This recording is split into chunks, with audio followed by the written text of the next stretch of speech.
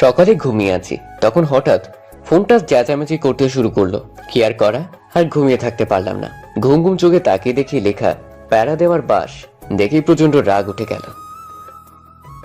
শান্তি নেই মায়ের জন্য, সারাটা দিন জ্বালায়, এত জ্বালায় তবুও শান্তি হয় না। আরে আপনারা আবার অন্য কিছু মনে করবেন না, এটা হচ্ছে আমার চাচাতো বোন, নাম মায়া। এর জ্বালাতনের কারণে লিখে রাখছি প্যারা দেওয়ার বাস। সারাদিন জ্বালায়, যেখানে যাই সেখানে। এই জ্বালায় ওয়াশরুমে গিয়েও শান্তি নাই। এদিকে ফোনটা বেজেই যাচ্ছে, আর ডরলাম না। ফোনটা সাইলেন্ট করে রেখে আবার শুয়ে পড়লাম। কিছুক্ষণ পর আমার বোনটা এসে ধাক্কাতে লাগলো আর বলল, ভাইয়া, ওই ভাইয়া, জলদি ওঠ, কথা আছে। দূর হয়ে যা শয়তান, এখন চোখের সামনে থেকে একটু ঘুমাতে দে আমায়। এখন না শুনলে আম্মু ঝাড়ু নিয়ে আসবে, এই বলে দিলাম। যদি ঝাড়ুর বাড়ি খেতে না চাস তাহলে উঠে পড়। এটা শুনে তাড়াতাড়ি ঘুম মামা চলে গেল। আমি আম্মু একটু ভয় পাই বেশি, কিন্তু আব্বুর সাথে বন্ধুর মতো ফ্রি। তখন আমি বললাম, বল, উঠে পড়ছি। আম্মু বলছে তোকে নিচে যেতে, জলদি গিয়ে শুনে আয়। ঠিক আছে, এখনই যাচ্ছি। তারপর উঠে নিচে চলে গেলাম। গিয়ে দেখি আম্মু রান্নাঘরে। আমি সেখানে গিয়ে বললাম, আম্মু তুমি আমায় ডাকছো? ডাকছি মানে তোকে ঝাড়ু দিয়ে মারবো। তুই মায়া কল দিলে ধরিস না কেন? কি বলবো, এই জ্বালায় ফোন ধরতে মন চায় না, কিন্তু আম্মুর জন্য ধরতে হয়। যদি না ফোন ধরি তাহলে এমনি উল্টোপাল্টা বিচার দিয়ে দেয়। আর অবশেষে জাতীয় ঝাড়ুর বাড়ি আমার পিঠে পড়ে কারে বলবো এত কষ্টের কথা। আমার চুপ করে থাকা দেখে আম্মু বলল, কিরে কথা বলছিস না কেন? তুই মায়ার ফোন ধরিস না কেন? আম্মু আমি মায়ের ফোন সব সময় ধরি। মিথ্যা কথা বলছে তোমার কাছে। তুই ফোন যদি ধরিস তাহলে তোকে এখন কতগুলো কল দিয়েছি, তুই ধরলি না কেন? আমি ঘুমিয়েছিলাম, তাই তার ফোন শুনতে পাইনি। আচ্ছা ঠিক, যা, কিছু বললাম না আজ। আর তোকে মায়া বলেছে এখনই যেতে, কি কাজ আছে বললো, গিয়ে দেখ তো। কাজ না ছাই, শুধু শুধু নিয়ে যাবে শয়তান মাইয়া। কিরে জলদি যা, গিয়ে দেখে আয়। কি আর করা, তারপর চলে আসলাম বাহিরে। এসে দেখি সকাল 9টা বাজে। ওহো, আমার চাচার বাসা আমাদের বাসা থেকে একটু দূরেই, 10 মিনিট হাঁটলেই চলে যাওয়া যায়। চলুন যেতে যেতে পরিচয় দিয়ে ফেলি। আমার নাম নীরব আহমেদ। আমরা এক বোন এক ভাই। বোনটা আমার ছোট, আমি এবার ইন্টারে পড়ি, আর বোনটা নবম শ্রেণীতে পড়ে।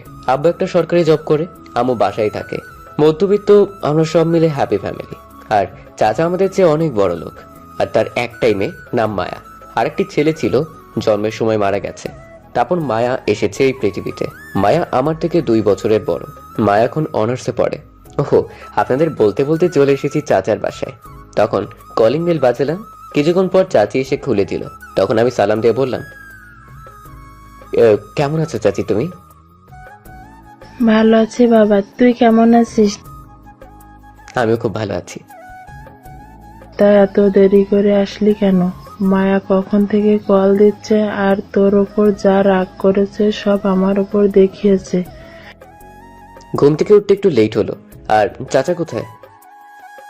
তোর চাচা মায়ার রাগ দেখে তাড়াতাড়ি চলে গেছে। জানিস তো কেমন রাগী মেয়ে, আর সব রাগ আমার ওপর দেখিয়েছে। জলদি যা, ওপরে গিয়ে রাগ ভাঙা।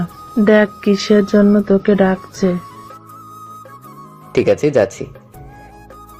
তারপর উপরে গিয়ে দরজায় টোকাতে বললাম, ভাইয়া দরজাটা খোলো, আমি আসছি।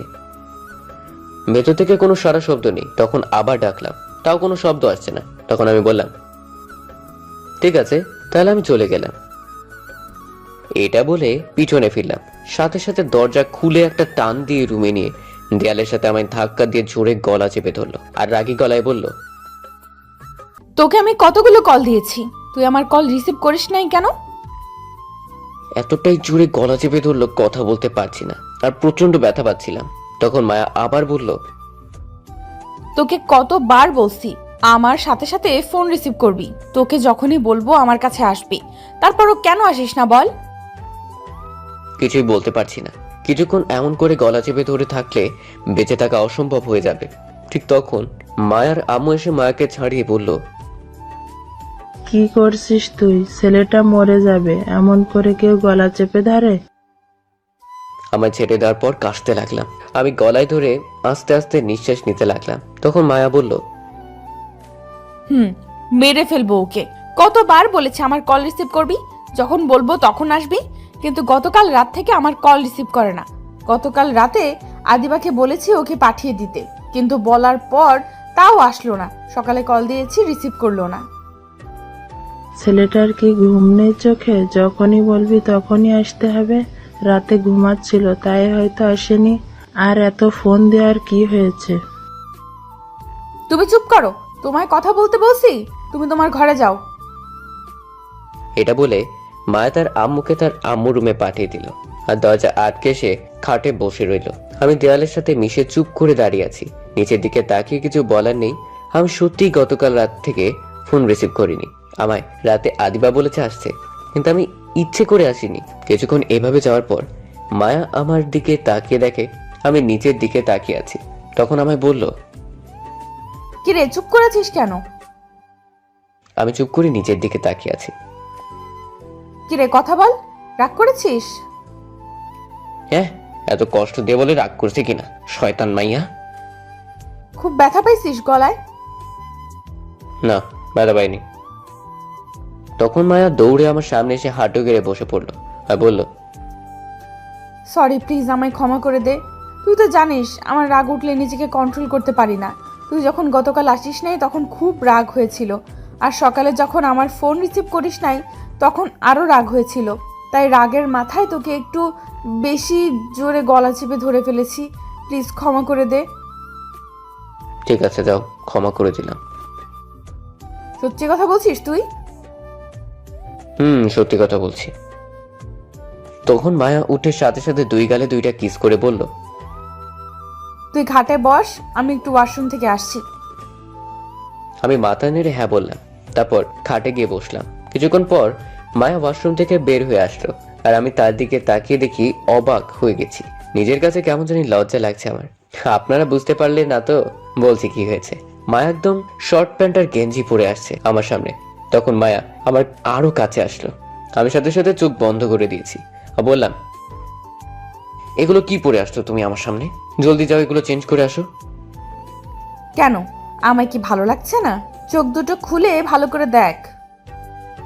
না, আমি চোখ খুলবো না, তুমি যাও, এগুলো চেঞ্জ করে আসো। তুই চোখ না খুললে আমি তোর সাথে অন্য কিছু করব। জলদি চোখ দুটো খুল। কি করব আর, বিপদে পড়ে চোখ খুললাম আর অবাক হয়ে তাকিয়ে আছি।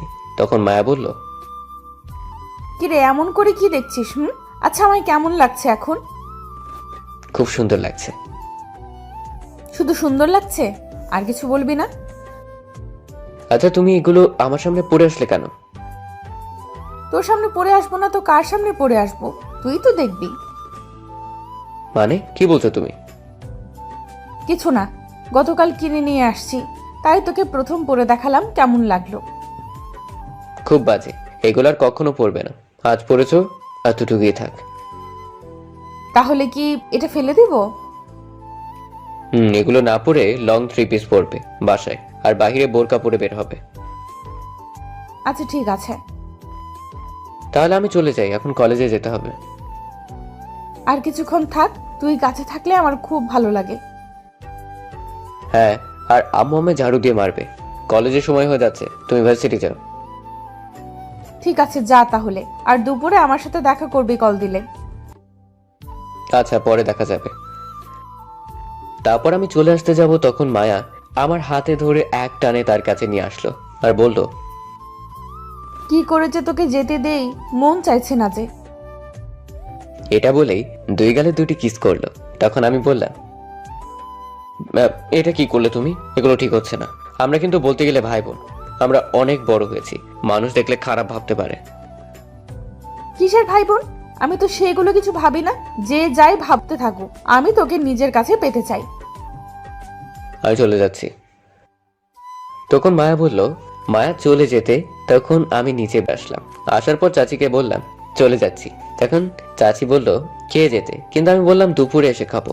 তারপর বাসায় এসে ফ্রেশ হয়ে রেডি হয়ে বের হয়ে পড়লাম কলেজে যাওয়ার জন্য। তখন সামনে দেখলাম জাহিদ যাচ্ছে। ওহো, জাহিদ আমার বন্ধু। আরো বন্ধু আছে, সাথে থাকুন, সব জানতে পারবেন। তখন আমি দৌড়ে গিয়ে বললাম, কিরে, তুই আমায় আজ একা রেখে চলে যাচ্ছিস? একবার ফোন করে তো বলতে পারতি।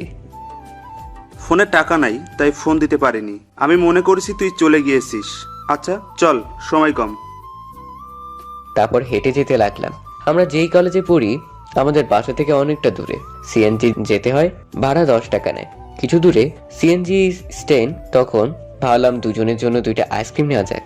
খেতে খেতে যাব, যে বাবা সেই কাজ। কিনে খেতে খেতে যাচ্ছিলাম। কিছু দূর যাওয়ার পর আমার জুতোর ফিতা খুলে গেল। তখন মুখে আইসক্রিম নিয়ে বাঁধছিলাম। হঠাৎ মায়া কোথা থেকে এসে আমার মুখ থেকে আইসক্রিম নিয়ে খেতে লাগলো আর বলল, যাক, তাহলে যা চাইলাম তা পেয়ে গেলাম। তারপর মায়া চলে গেল। তখন জাহিদ বলল, এটা কি হলো দোস্ত? তোর মুখের আইসক্রিম নিয়ে খেয়ে ফেললো? হয়তো টাকা নেই তাই নিয়ে গেছে। আচ্ছা চল এখন যাওয়া যাক, এগুলো ভেবে লাভ নেই। ঠিক আছে, চল যাওয়া যাক। তারপর আমি আর জাহিদ হাঁটতে লাগলাম। ওহো, আপনাদের কাছে তো বলাই হয়নি মায়ার ভার্সিটি কোথায়। মায়ার ভার্সিটি আর আমাদের কলেজ দুটি 2 রাস্তায় দিয়ে যেতে হয়, তাই একটু বাঁচা গেল। নয়তো কলেজে গিয়েও ঝালাতো মায়ার ভার্সিটি একটু কাছেই। তারপর আমি আর জাহিদ গিয়ে একটা সিএনজিতে উঠে পড়লাম। কিছুক্ষণ পর সিএনজি ছেড়ে দিল। 15 মিনিট পর কলেজ চলে আসলাম। সিএনজি থেকে নেমে ভাড়া দিয়ে কলেজে চলে আসলাম মাঠ দিয়ে। ক্লাসে যাচ্ছিলাম, তখন নীলা এসে পথ আটকে দাঁড়ালো। নীলা হচ্ছে এইখানকার নেতার মেয়ে। নীলা নাকি আমায় পছন্দ করে, কিন্তু আমি তাকে পছন্দ করি না, কারণ সে রাতে ড্রিঙ্ক করে বাজে নেশা করে, তাই আমি তাকে পছন্দ করি না। তখন নীলা বলল, আমার জানো চলে আসছে, আমি সেই কখন থেকে বসে আছি তোমার জন্য। এই, তোমাকে না আমি বললাম আমার সামনে আসবে না, তবু আসছো কেন? তুমি তো জানো আমি তোমাকে কতটা ভালোবাসি, তাহলে কেন তোমার কাছে টেনে নিচ্ছ না? আমি আগেও বলেছি, এখন আবার বলছি, ভালো করে শুনে রাখো, আমি তোমাকে ভালোবাসি না, সামনে থেকে সরো। এই বলে আমি নীলার পাশ কেটে চলে আসতে লাগলাম। তখন নীলা বলল, তুমি যতই না বলো না কেন, একদিন ঠিক আমায় ভালোবাসতে হবে। আমি তোমার ভালোবাসা নিয়েই ছাড়বো। আমি কিছু না বলে চলে আসলাম ক্লাসে। এসে বসে আছি, তখন জাহিদ বলল, দোস্ত, এই মেয়ে যে আঠার মতো তোর পিছে লাগছে, একদিন তোকে ঠিক ভালোবাসার কথা বলিয়েই ছাড়বে দেখিস। তার চেয়ে ভালো এখনই বলে দে ভালোবাসিস। শোন, আমি কল্পনাও ভাবি না এই মেয়ের কথা কোনোদিন আমি একে ভালোবাসতে যাব। যদি তোর ইচ্ছে হয় তাহলে তুই গিয়ে প্রেম কর, আর নয়তো চুপ থাক। তখন জাহিদ বলল, না থাক, এই মেয়ে আমার লাগবে না, চুপ থাকছি। তখন জাহিদ চুপ করে রইল। কিছুক্ষণ পর স্যার ক্লাসে আসলো। তখন আমি জাহিদকে বললাম, কিরে, ওই 2 হারামি কই আজ আসলো না যে? কার কথা বলছিস তুই? ফার আর সাবিরের কথা? ওই দুটো কোথায় আজ? আমিও জানি না, গতকাল তো কিছু বলেনি। আচ্ছা, পরে ফোন করে জেনে নিব কেন আসেনি। এখন ক্লাস কর। তারপর ক্লাসে মনোযোগ দিলাম। এক এক করে 4টি ক্লাস করলাম। 5ম ক্লাস হচ্ছে সাবিনা ম্যাডাম এর। এই ক্লাস কেউ মিস করে না। আগের ক্লাসগুলো মিস করলেও কারণ এই ম্যাডাম অনেক মজা করে। ক্লাসে এসে সবার সাথে দুষ্টুমি করে, আর দেখতে খুবই সুন্দর ম্যাডাম। বয়স খুবই কম, এখনো তার বিয়ে হয়নি। এখন বুঝতেই পারছেন তো। তারপর ম্যাডাম ক্লাসে আসার পর সবাই দাঁড়িয়ে গেল, আর ম্যাডাম বলল, বসে বড় সব বড় বড় বাচ্চারা, তা আজ সবাই ক্লাসে আছে? তখন সবাই বলল, হ্যাঁ, কিন্তু আমি বললাম, না ম্যাডাম, 2 জন আসেনি। কে আসেনি আজ? ফাহাদ আর সাব্বির আসেনি ম্যাডাম। এই শয়তান পোড়া 2টা ঠিক মতো ক্লাসে আসে না। আগামীকাল কিছু একটা করতে হবে এদের দুজনকে। আচ্ছা, আজ তোমাদের কিছু প্রশ্ন করব, উত্তর দিবে। যাকে যেটা বলবো সেটা উত্তর দিতে হবে। তখন সবাই মিলে হ্যাঁ বলল। তখন ম্যাডাম বলল, প্রথম একজন ছেলেকে জিজ্ঞেস করবে, তারপর একজন মেয়েকে। তখন প্রথম জাহিদকে বলল দাঁড়াতে, আর জাহিদ বলল, ম্যাডাম, এতগুলো ছাত্র রেখে আমায় প্রথম ধরতে হলো, এটাই ভয় পাচ্ছিলাম। এখন তোমাকে যা বলবো তার বিপরীত নাম বলতে হবে, মানে হাসির। চেষ্টা করব, বলেন ম্যাডাম। হঠাৎ আমার ফোন বেজে উঠল। আমার ফোনটা সাইলেন্ট করা, তাই শব্দ হয়নি, কিন্তু পকেটে ফোন, তাই কাঁপাকাঁপি শুরু করছে। আমি আর ফোন দেখলাম না, কারণ ম্যাডাম এদিকেই তাকিয়ে আছে। তখন ম্যাডাম বলল, তোমার নাম কি? ফেসবুক, তোমার আব্বুর নাম কি? ইউটিউব, তোমার আম্মুর নাম কি? গুগল, তোমার বোনের নাম কি? হোয়াটসঅ্যাপ, তোমার ছোট ভাইয়ের নাম কি? টুইটার। ম্যাডাম নাম শুনে হাসতে লাগলো। তখন হাসতে হাসতে বলল, হ্যাঁ, ভালো বলছো, বসো। এখন নীলা দাঁড়াও। তখন নীলা দাঁড়িয়ে বলল, হ্যাঁ বলুন ম্যাডাম। তুমি কাউকে ভালোবাসো এই কলেজের মাঝে? থাকলে বলতে পারো আমায়, আমি সাহায্য করতে পারি। এটা শুনে নীলা খুব খুশি হলো। তখন নীলা কিছু বলতে যাবে তার আগে কেউ ম্যাডামকে ডাকলো। ক্লাসের বাহির থেকে কণ্ঠটা মেয়ের। তখন সবাই তাকিয়ে দেখলো একটা মেয়ে। আমায় তাকিয়ে দেখি মায়া অবাক হয়ে গেছি। তাকে দেখে তখন ম্যাডাম বলল, তুমি এই ক্লাসে? না, আমি এই ক্লাসের না। তাহলে তুমি কোন ক্লাসের? আমি অনার্সের ছাত্রী। ম্যাডাম অবাক হয়ে বলল, তাহলে তুমি এই কলেজে কি করছো ভার্সিটি রেখে? তখন মায়া ভিতরে এসে ম্যাডামের কাছে একটা লাঠি ছিল, সেটা নিয়ে আমার কাছে এসে মায়া আমার 2টা বাড়ি দিয়ে বলল, এই শয়তানটার জন্য আসছি। কতগুলো কল দিয়েছি তবুও রিসিভ করে না। আজ একে মেরেই ফেলবো আমি। এই বলে আমায় মারতে লাগলো মায়া।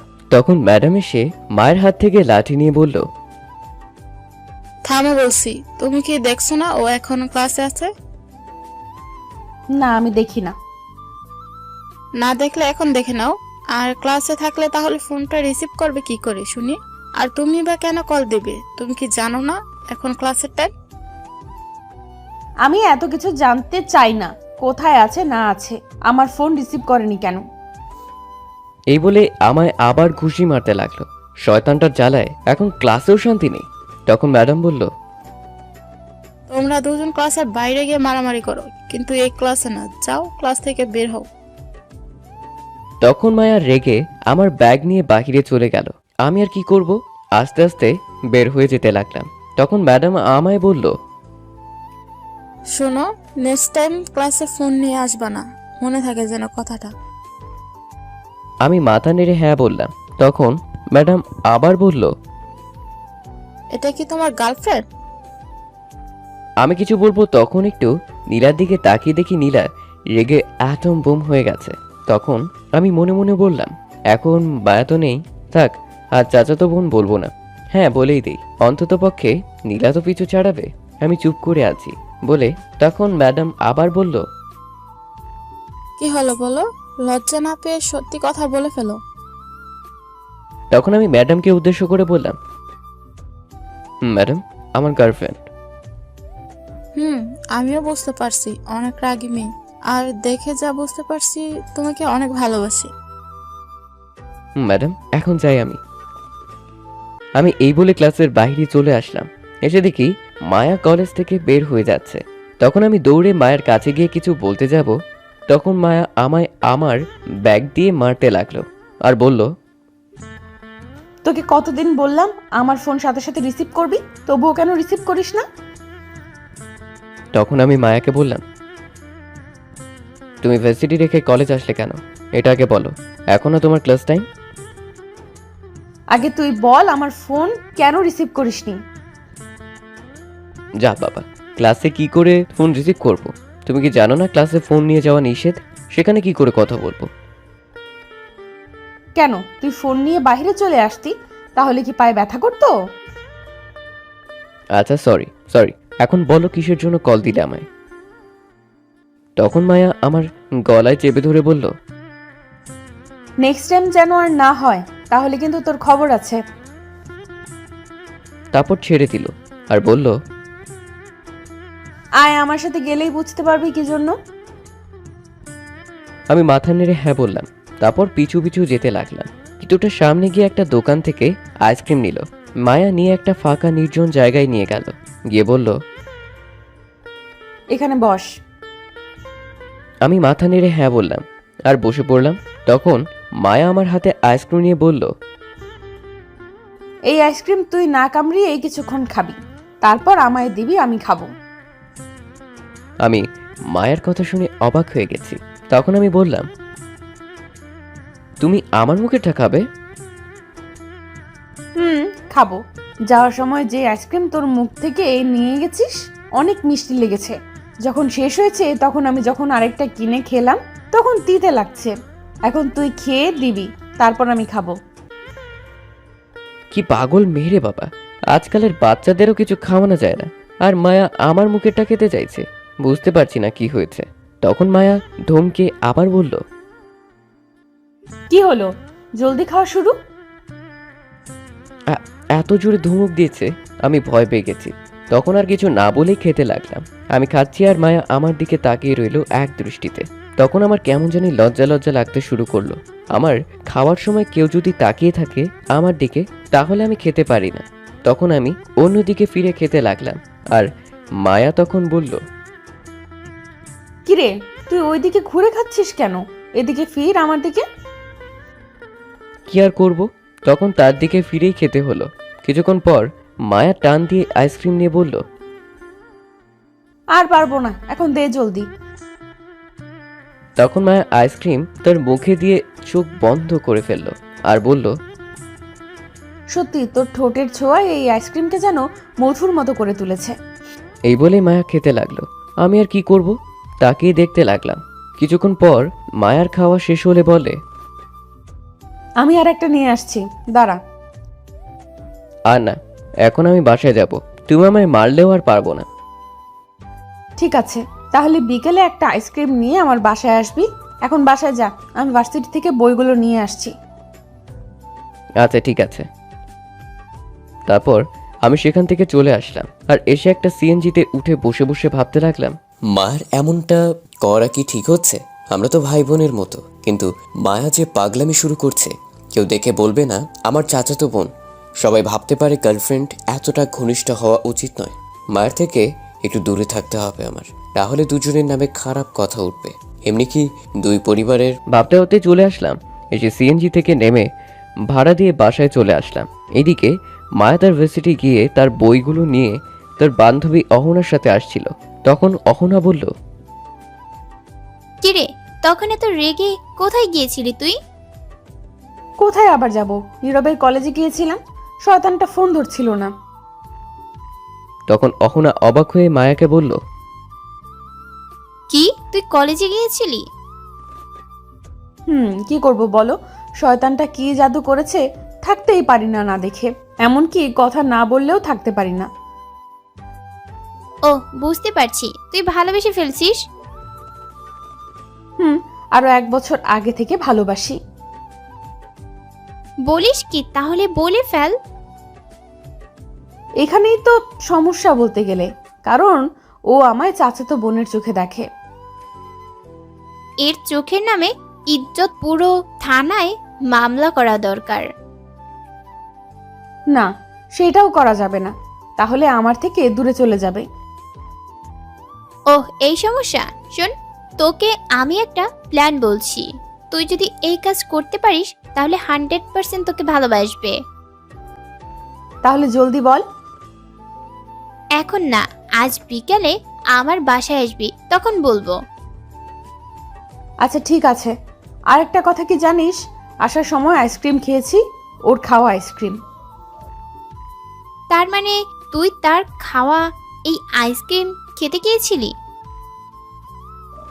কি করব বল, আমি নিজে কিনে খেতে গেলে তিতে লাগে, তাই গিয়েছি তার আইসক্রিম খেতে। মিষ্টি লাগে অনেক। তুই তো কিস করলেই হয়, আইসক্রিম না খেয়ে। এটা যদি এখন করতে যাই তাহলে রাগ করবে আর আমার সামনেই আসবে না। এখন তো বকা দিয়ে সামনে নিয়ে আসি, তখন আর আসবেই না। যে করেই হোক, যে কোনো কিছুর বিনিময়ে হোক, আমি ওকে আমার চাই। পাবি, চিন্তা করিস না। আজ বিকেলে আমার বাসায় আসবি কিন্তু। আচ্ছা ঠিক আছে, আসবো। এখন বাসায় যা, তোর বাসায় এসে গিয়েছিস। এ কি রে, আমরা এতটা পথ কথা বলে চলে আসছি। এখন বাসায় যা। আচ্ছা ঠিক আছে। তারপর মায়া চলে গেল তার বাসায়, আর অহনা চলল তার বাসার উদ্দেশ্যে। এদিকে আমি বাসায় আসার পর আম্মু আমায় দেখে বলল, কিরে আজ এত তাড়াতাড়ি চলে এলি কলেজ থেকে, কারণ কি? তখন আমি একটু মজা করে বললাম, এতদিন স্যার আমাদের ছুটি দিত, আজ আমরা স্যারদের তাড়াতাড়ি ছুটি দিয়ে চলে আসছি। তখন আম্মু একটু রাগী গলায় বলল, বুঝতে পারছি, ঝাড়ু নিয়ে আসা লাগবে। তখন আমি করুণ গলায় বললাম, কথায় কথায় এই জাতীয় ঝাড়ুর কথাটা বলো কেন?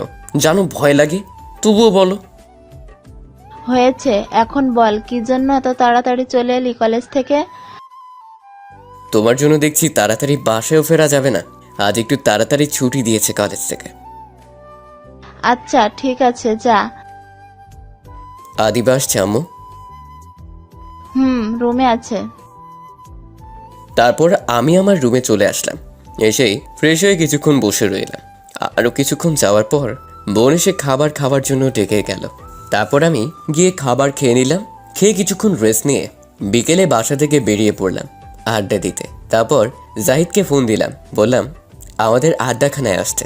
আমি গিয়ে বসে রইলাম। তার কিছুক্ষণ পর জাহিদ আসলো। এসেই বলল, তুই কখন আসলি? আসছি আরো অনেকক্ষণ আগে। এখনই 2 হারামিকে কল দিয়ে বল আসতে। আচ্ছা, সে না হয় দিচ্ছি, তার আগে তুই একটা কথা বল। বল, কি বলবো? শালা, তুই মায়ের সাথে প্রেম করিস আর আমি জানি না? আরে থাম, মারিস না। তুই ওটা সত্যি ভেবে নিয়েছিস? তো বিশ্বাস না করার কি হলো? তুই নিজেই তো বললি মায়া তোর গার্লফ্রেন্ড। আরে তখন এটা বলেছি যাতে নীলা আমার পিছু ছাড়ে। আর মায়া আমার গার্লফ্রেন্ড হতে যাবে কেন? মায়া আমার চাচাতো বোন, আমি বোনের মতো দেখি। দেখিস আবার বইয়ের মতো দেখিস না যেন। যে যুগ আসছে মামাতো বোনকে বিয়ে করছে, আর এখানে তো চাচাতো বোন কিছুই না। চুপ কর তো, আমি মায়াকে বোনের মতো দেখি। এগুলো কিছুই না, বুঝতে পারছিস? বুঝতে পারছি, আমি তো সত্যি মনে করেছি। তুই তো জানিস নীলা কেমন মেয়ে, আর আমি নীলাকে পছন্দ করি না। আর তাছাড়া দেখিস তো আমার জ্বালায় আমি না করেছি তবুও কথা শুনছে না। তাই ম্যাডাম যখন জিজ্ঞেস করলো আর না করলাম না, হ্যাঁ বলে দিলাম, কারণ নীলা এটা শুনে পিছু ছাড়বে আমার। নীলা কখনো তোর পিছু ছাড়বে না। নিশ্চয়ই পিছু ছাড়বে, এটা শুনতে যেহেতু পেরেছে। তুই ভাবলি কি করে তোর পিছু ছাড়বে এই মেয়ে? তুই জানিস কি হয়েছে তুই আসার পর? কেন, কি হয়েছে? তুই যখন এটা বলে ক্লাস থেকে চলে আসছিস, তখন নীলা তার সমস্ত বই ছুঁড়ে ফেলে দেয় আর চিৎকার করে কি বলছে জানিস? তুই শুধু নীলার আর কারো না। নীলা যদি তোকে না পায় তাহলে সে তোকে কারো হতে দিবে না, এমনকি তোর আশেপাশে যে থাকবে তার জীবন কেড়ে নেবে, আর মায়াকে সে ছাড়বে না। এটা বলে কান্না করতে করতে চলে যায়। বাবা, এই মেয়ে দেখি আরো ডেঞ্জারাস। এখন কি করবি বল? চিন্তা নেই, মায়াকে কিছু করতে পারবে না। মায়ের সামনে গেলে মায়ের চুল কেটে দিবে। তার মামা হচ্ছে সেনাবাহিনীর মেজর। নীলার বাবার আর কতটুকু পাওয়ার। আরে আমি মায়ের কথা বলছি না, আমি তোর কথা বলছি। তোকে যদি উঠিয়ে নিয়ে যাই? আরে না, কিচ্ছু হবে না, দেখিস। দেখা যাবে। তখন আমি কিছু বলতে যাব, তার আগে আমার ফোনটা বেজে উঠল। তাকিয়ে দেখি মায়া ফোন করেছে। তখন জাহিদ বলল, কে ফোন দিয়েছে? আর কে দিবে, মায়া ছাড়া। ও আচ্ছা, কথা বল। দোস্ত, ফোনটা তুই রিসিভ করে বল নীরব এখানে নাই, ফোনটা রেখে কোথাও গিয়েছে। আমি এখন কথা বলতে পারবো না। ঠিক আছে, আমি বলছি, ফোনটা দে। তখন জাহিদ ফোনটা রিসিভ করে বলল, হ্যালো, কে বলছেন আপনি? তুই কে এটা আগে বল। তখন জাহিদ ফোনটা চেপে ধরে আমায় বলল, দোস্ত, এই মেয়ে তো প্রচন্ড রেগে আছে মনে হচ্ছে, যেভাবে ধমক দিচ্ছে আমায়। আরে কথা বল, নয়তো বুঝতে পেরে যাবে। ও আচ্ছা, বলছি। তখন জাহিদ মায়াকে বলল, আমি জাহিদ বলছি, নীরবের বন্ধু। তুই কে এটা আমি শুনতে চাই না। দেখ, রাগ উঠাস না। তাহলে কিন্তু তোকে এসে মেরে হাত পা ভেঙে দিব। নীরবের কাছে ফোনটা দে, এত কথা না বলে। দেখুন, নীরব আমায় আপনাকে বলতে বলেছে ও এখানে নেই। এখন ফোন রাখেন, আসলে আমি ফোন দিব। কেমনটা লাগে বলেন তো? আমি বললাম কি আর বললো কি? তখন আমি জাহিদকে ঘুষি দিয়ে বললাম, শালা তোকে আমি বললাম আমি এখানে নেই বলতে, আর তুই বলে দিলি। তখন জাহিদ আমার কাছে ফোনটা দিয়ে বলল, নে তুই কথা বল। এমন শিশু পোলাটারে হাত পা ভাঙার হুমকি দেয়? দর তুই কথা বল। মেয়েদের হাতে মার খাওয়ার ইচ্ছে নেই আমার। তখন আমি ফোনটা নেওয়া মাত্র মায়া বলল, শয়তান বান্দর, তুই এক্ষুনি 3 মিনিটের মাঝে আমার বাসায় আয়, তারপর তোকে বুঝাচ্ছি মিথ্যা কথা বলা। তখন আমি বললাম, আমি যেতে পারবো না, আমার কাজ আছে। তোর কাজকে আমি গুলি করে মারবো, তুই এক্ষুনি আয় বলছি। না, আমি আসতে পারবো না। আসবি না তাহলে? না, আসবো না। তখন মায়া আর কিছু না বলে ফোন কেটে দিল। আমিও ফোনটা পকেটে রেখে দিলাম। তখন জাহিদ বলল, কিরে তুই না করলি কেন? গিয়ে দেখা করে আসতি, তুই তো বসে আছিস। চুপ কর তো, এর জ্বালায় কি একটু আড্ডা দিতেও পারবো না? যেখানে যাই সেখানেই এর ফোন, সারা দিন জ্বালায়, আর ভালো লাগছে না, যা করার করুক। হঠাৎ তখন কেউ আমার পেছন থেকে কলার চেপে ধরল। আমি পেছনে ফিরে দেখতে যাব, তখন জাহিদ উঠে দৌড়ে চলে গেল। আমি পিছনে তাকিয়ে দেখি মায়া রাগী দৃষ্টিতে তাকিয়ে আছে, আর হাতে একটা লাঠি নিয়ে আসছে। আমি তো দেখে ভয় শেষ। তখন আমি কিছু বলতে যাব তার আগে মায়া আমায় লাঠি দিয়ে মারতে লাগলো, আর বলতে লাগলো, কি বলছিলি তুই? আমার কাছে যাবি না তাই না? তোর হাত পা আমি আজ ভেঙে দিব। এই বলে মায়া মারতে লাগলো। তখন আমি বললাম, প্লিজ ছেড়ে দাও, আর বলবো না কখনো। না, আর ছাড়া যাবে না। তুই এই কথা অনেকবার বলছিস, আর কোনো কথা শুনতে চাই না। এই বলে মায়া মারতে লাগলো। তখন আমি আশেপাশে তাকিয়ে দেখি মানুষ এসে ভিড় জমিয়ে দেখছে। তখন আমি বললাম, দেখো অনেক মানুষ এসে গেছে আর ভিড় জমিয়ে দেখছে, তারা কিন্তু খারাপ কিছু ভাবছে আমায়। ছেড়ে দাও, তুমি যা বলবে আমি শুনবো, যা করতে বলবে বলবো। তখন মায়া তাকিয়ে দেখলো সত্যি অনেক মানুষ এসে গেছে। এটা রাস্তার একটু পাশে একটা গাছতলায়, আমরা সেখানেই বসে আড্ডা দিই। এখান দিয়ে বেশি মানুষ চলাচল করে না, কিন্তু বিকেলে চলাচল করে, কারণ এই রাস্তা দিয়ে বিকেলে সবাই বাজারে যায়। তখন মায়া সবাইকে বলল, আপনারা সবাই এখান থেকে চলে যান, কিছুই হয়নি, এত ভিড় করার কি হলো, যান বলছি। তখন সবাই চলে গেল। আর মায়া বলল, তুই আমার সাথে চল। তুই কি জানি বললি, আমি যা করতে বলবো করবি? ঠিক আছে আয়, আজ তোর সাথে অনেক কিছু করব। তখন আমি মায়াকে বললাম, অনেক কিছু করবে মানে কি করবে তুমি আমার সাথে?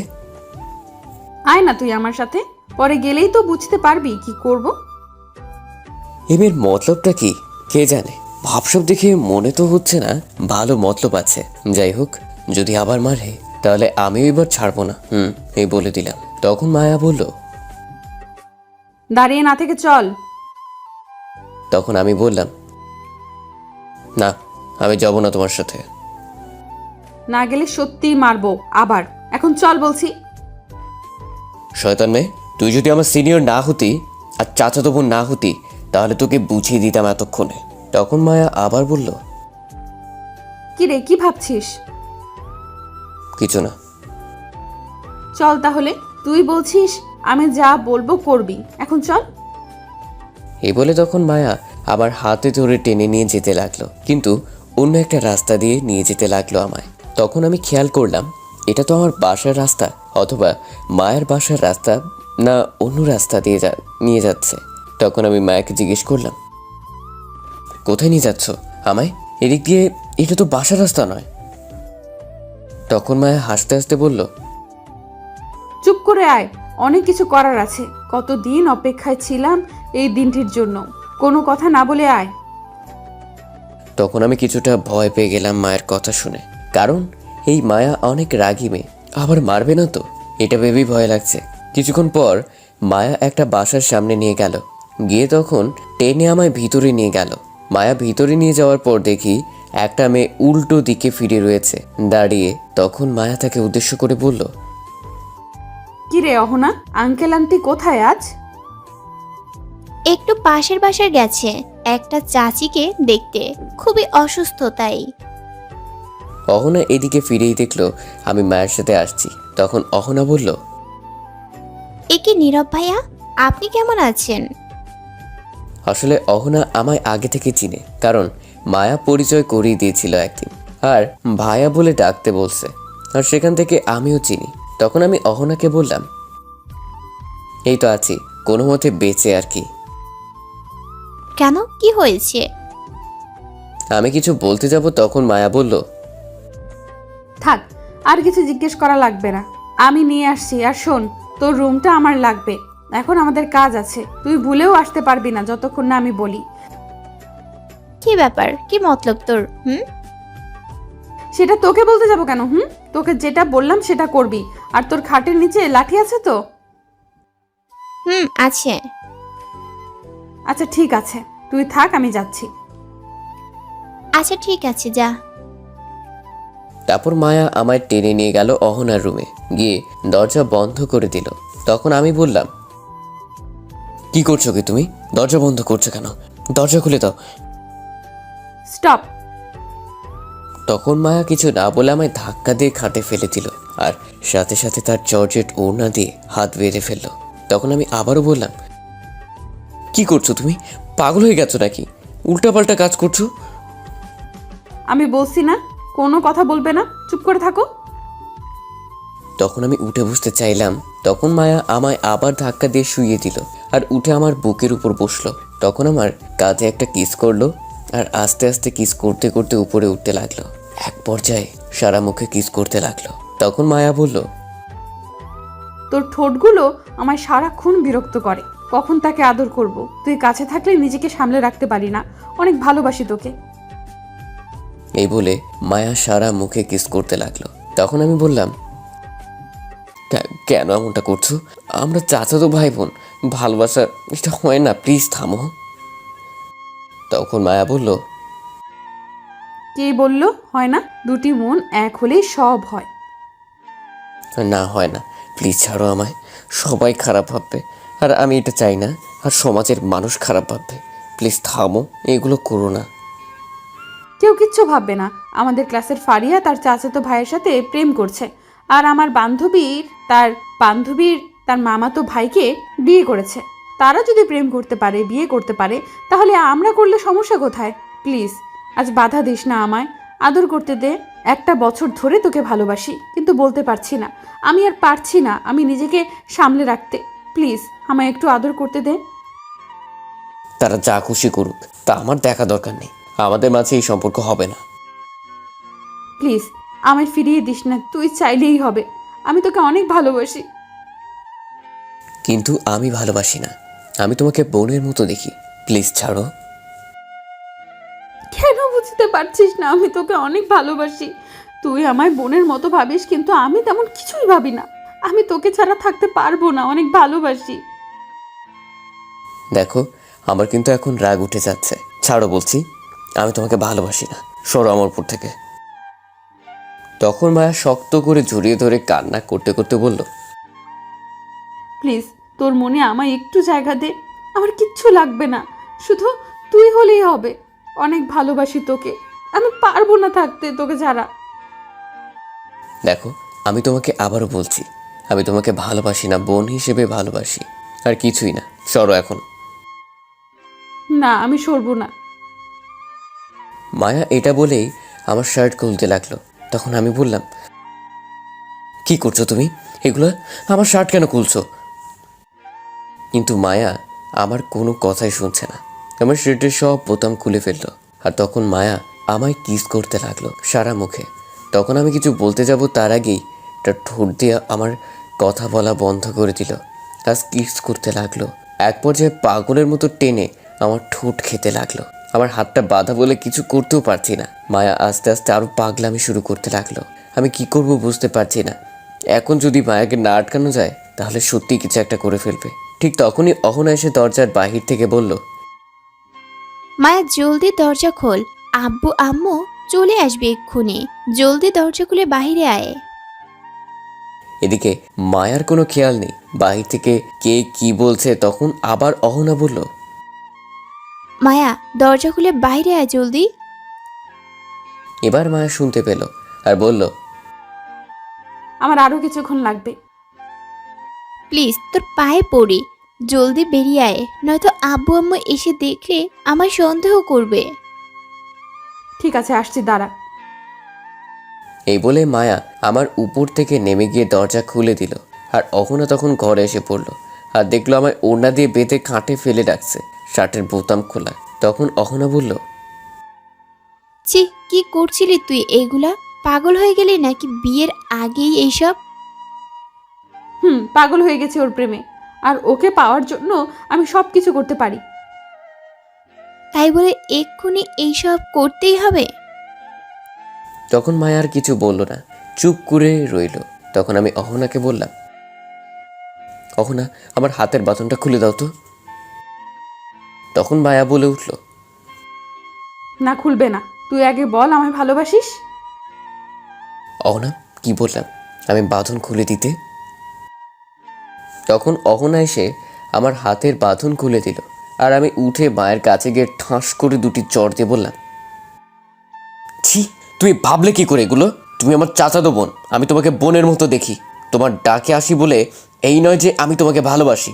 তুমি আমার চাচাতো বোন বলে বেঁচে গেলে, নয়তো আরও কয়েকটি চড় দিতাম। আমি আর কখনো ফোন দিবে না। তুমি আজ থেকে এমনকি সামনে পর্যন্ত আসবে না। মনে রেখো, আজ থেকে তোমার আমার কোনো সম্পর্ক নেই। তোমার বাসায় আর আমায় ডাকবে না।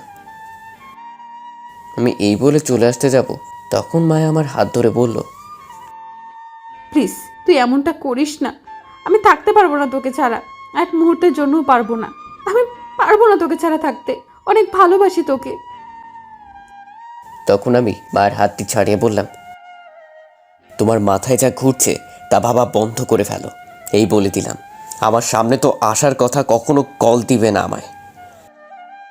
তারপর আমি সেখান থেকে চলে আসলাম। আর আসার পর অখনো তখন মায়াকে বলল, তুই কি করলি এটা? তোর এখন বলার ঠিক হয়নি। তুই আমার সব প্ল্যান নষ্ট করে দিলি। কি করব বল? থাকতে পারছিলাম না যখন একটা কথা শুনতে পেয়েছি। কি কথা শুনতে পেয়েছিস? তুই নীলাকে চিনিস? চিনতে পারছি। কেন, কি হয়েছে? আজ ফোন করেছে কিছুক্ষণ আগে, আর আমায় বলেছে সে নাকি নীরবকে ভালোবাসে। তখন আমি বলছি আমি ভালোবাসি নীরবকে। তখন নীলা কি বললো জানিস? বলছি নীরব নাকি শুধু তার, আর কারোর না। সে যদি না পায় তাহলে কারো হতে দিবে না। আর আমায় বলেছে নীরবের সাথে যেন না দেখে, আর যদি দেখে তাহলে নাকি আমার মৃত্যু হতে পারে। এটা শুনে আর থাকতে পারলাম না। বলে দিলাম, ভয় হচ্ছে যদি আমার কাছ থেকে নিয়ে যায় তাহলে আমি কি নিয়ে বাঁচবো, কাকে নিয়ে থাকবো? আমি শুধু নীরবকেই চাই, আর কাউকে না। আমি পারবো না থাকতে, অনেক ভালোবাসি। তখন অহনা বলল, আরে কান্না করিস না, থাম। আর চিন্তা করিস না, নীরব শুধু তোর হবে। কিন্তু তুই এইটা ভুল করেছিস। এখন রুমে এসে যা করছিলি। কি করব বল? রাজি হচ্ছে না, তাই ভাবলাম নিজের সবটা দিয়ে দেখি রাজি করতে পারি কিনা। এটা করেই ভুল করলি। এখন তোর উপর আরো রাগ উঠেছে গেছে। এখন এইটা ভাঙাতে প্রায় অসম্ভব হয়ে যাবে। সব প্ল্যান নষ্টই করে দিলি তুই আমার। আমি কিছুই জানি না, আমার শুধু নীরবকে চাই। যে কোনো কিছুর বিনিময়ে সব কিছু করতে রাজি আমি। ঠিক আছে শোন, এখন আমি যা বলবো তাই করবি। যদি তুই সব ঠিক মতো করতে পারিস তাহলে নীরব তোর হবেই। বল, আমি সব কিছু করতে রাজি নীরবকে পাওয়ার জন্য। বল কি করতে হবে? ঠিক আছে, শোন তাহলে। গল্প শুনতে থাকেন, তাহলে সব আস্তে আস্তে জানতে পারবেন প্ল্যান কি ছিল। সব কিছু শুনে মায়া তখন বলল, ঠিক আছে, আমি সব কিছু করতে রাজি, সব করব পাওয়ার জন্য। কিন্তু এটা যদি না কাজ হয় তাহলে? এটা কাজ করবেই, চিন্তা করতে হবে না। কারণ আমিও এটা করেছি। আর আমার চাচাতো ভাইয়ের সাথে রিলেশন চলছে আমার। ওই শয়তান মেয়ে, তুই রিলেশন করছিস আগে বলিসনি কেন? ভেবেছিলাম বলবো বলবো, কিন্তু তুই তো আমার সাথে আর এই বিষয় নিয়ে কথা বলিসনি, তাই। আচ্ছা ঠিক আছে, দেখি তোর প্ল্যান কতটুকু কাজ করে, তাহলে আমি আগামীকাল থেকে কাজে লেগে পড়বো। তাই কর। আর ওই নীলাকে কিছু একটা করতে হবে। ওর কত বড় সাহস আমার জানকে আমার কাছ থেকে নিয়ে যাওয়ার হুমকি দেয়। আমি ওকে দেখে নিব। তা কি করবি তুই নীলাকে? তুই শুধু দেখ কি করি আমি নীলাকে। দেখি তুই কি করিস, তবে একটু তাড়াতাড়ি কিছু করিস, কারণ নীরব যেহেতু তোর উপর রেগে আছে, এখন তোর কাছ থেকে নিজেকে অনেক দূরে সরিয়ে নেবে। আর নীলা যেহেতু তোকে হুমকি দিয়েছে, তাহলে এই ফাঁকে নীলা তার কাজ করে যাবে, আর তোর থেকে বেশি এগিয়েও যাবে, আর নীলা নীরবকে পেয়েও যাবে। কখনো না, নীরব শুধু আমার, আর কারো না। এখানে আরেকটা চিন্তার বিষয় আছে। কি সেটা? যদি নীলা তার আব্বু আম্মুকে নিয়ে নীরবের বাসায় যায় বিয়ের কথা বলতে, তাহলে কি হবে? আরে এই চিন্তা নেই, আসলেও কিছু হবে না, আমি মামাকে দিয়ে তাদের দেখে নিব। ও আচ্ছা। আর ওর কত বড় সাহস আমায় ফোন করে হুমকি দেয়। আর নীরব নাকি শুধু ওর, আমি নাকি নীরবকে ভুলে যেতে, যেখানে আমি না দেখে একদিন থাকতে পারি না, সেখানে আমায় হুমকি দিয়ে সারা জীবনের জন্য নিয়ে চলে যাবে। এটা কখনো হবে না, ও আমার জান।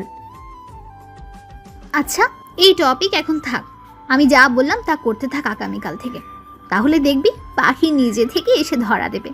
এখন আয় একটু ফুচকা খেয়ে আসি, আব্বু আম্মু চলে আসছে মনে হয়। এখন ফুচকা খেতে যাবি? চল। কিন্তু আমার তো ফুচকা খেতে মন চাইছে না। তাহলে কি খেতে মন চাইছে? আমার মন চাইছে ওর ঠোঁট খেতে, কত মিষ্টি ঠোঁট, কি টেস্ট। শয়তান মেয়ে কোথাকার, তোর কি একটু লজ্জা নেই? যা বাবা, লজ্জার কি হলো? এইখানে যেটা সত্যি সেটা বললাম, তুই যাই বলিস। আমার ওর ঠোঁট হলে আর কিচ্ছু লাগবে না, সারাদিন ঠোঁট খেতে পারলেই হবে। থাক আর বলিস না, চল তুই এখন, তুই ফুচকা না খেলেও আমি খাবো, আমার সাথে চল। আচ্ছা ঠিক আছে, চল। তারপর দুজন বেরিয়ে গেল রুম থেকে। রুমের বাইরে এসে দেখে অহনার আব্বু আম্মু বসে আছে। তখন অহনা তার আব্বু আম্মুর সাথে কথা বলে বাসার বাইরে চলে আসলো মায়াকে নিয়ে, আর ফুচকা খাওয়ার উদ্দেশ্যে যেতে লাগলো ফুচকার দোকানে। অহনার বাসা থেকে বেশি দূরে না, একটু সামনেই ফুচকার দোকান আছে। তারা ফুচকা খাওয়ার উদ্দেশ্যে যেতে লাগলো। এদিকে আমি অহনাদের বাসা থেকে বেরিয়ে আমার বাসায় যেতে লাগলাম, আর মনে মনে ভাবতে লাগলাম, ছি, মায়া আমার সাথে এমনটা করবে আমি ভাবতেও পারিনি। আমরা তো ভাই বোনের মতো, তাহলে কেন এমনটা করছে মায়া? যেটা ভয় পাচ্ছিলাম সেটাই হলো। আম্মা আব্বু যদি জানতে পারে চাচাতো বোনের সাথে এরকম সম্পর্কে জড়ানো হচ্ছিল, তাহলে আমার উপর রাগ ঝাড়বে, আর সবাই জানার পর মান সম্মান সব শেষ হয়ে যাবে, আর সবশেষে দুই পরিবারের সম্পর্ক নষ্ট হয়ে যাবে। আর আমি কখনো পারবো না এমনটা করতে। আজ থেকে আর মায়ের বাড়িতে যাব না, এমনি গিয়ে তার মুখটাও দেখবো না। এই বলে বাসায় চলে আসছিলাম, তখনই ফোনটা বেজে উঠল। তাকে দেখি অপরিচিত নাম্বার। তখন ফোন রিসিভ করার পর সালাম দিলাম। ওপাশ থেকে সালামের উত্তর নিয়ে বলল, কেমন আছো আমার মিষ্টি বর? তখন আমি রাগী গলায় বললাম, ফাজলামো রেখে বলেন কে আপনি, নয়তো ফোন কেটে দিলাম। আরে এত রাগ করো কেন তুমি? আমি নীলা। ও আচ্ছা, তাহলে তুমি। আর আমায় কেন ফোন দিলেন এখন? আমি ফোন দিব না তো কে দিবে? তুমি আমার মিষ্টি বর। ধ্যাৎ, ফালতু কথা শোনার সময় নাই এখন, ফোন রাখো। কি ব্যাপার, আজ এত রেগে আছো যে? কারণ কি? তুমি যতই রাগ করো আর আমার কাছ থেকে দূরে থাকো, আমি তো তোমাকে আমার করেই নিব। আরো কিছু বলার আছে? আর ওই মায়ের কাছ থেকে 100 হাত দূরে থাকবে, ভুলেও ওর কাছে যাবে না, আর কোনো মেয়ের দিকে তাকাবে না, এই বলে দিলাম।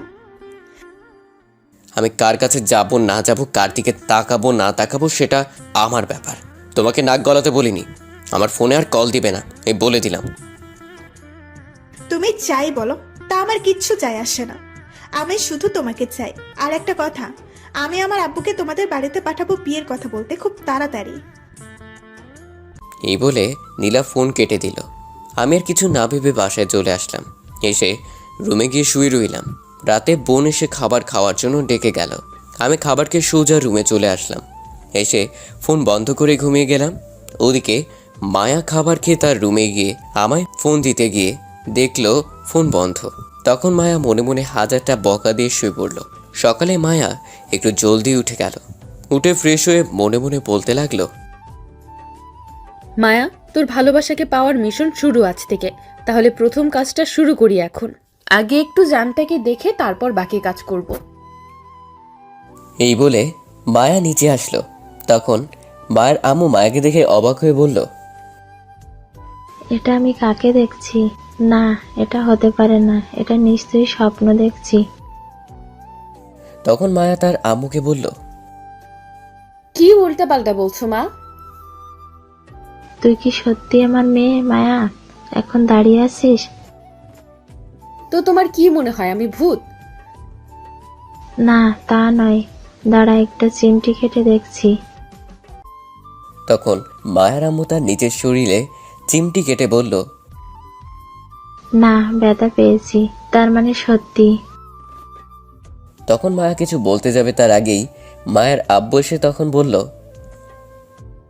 কি সত্যি মায়ার আম্মু? দেখো তো এটা কে?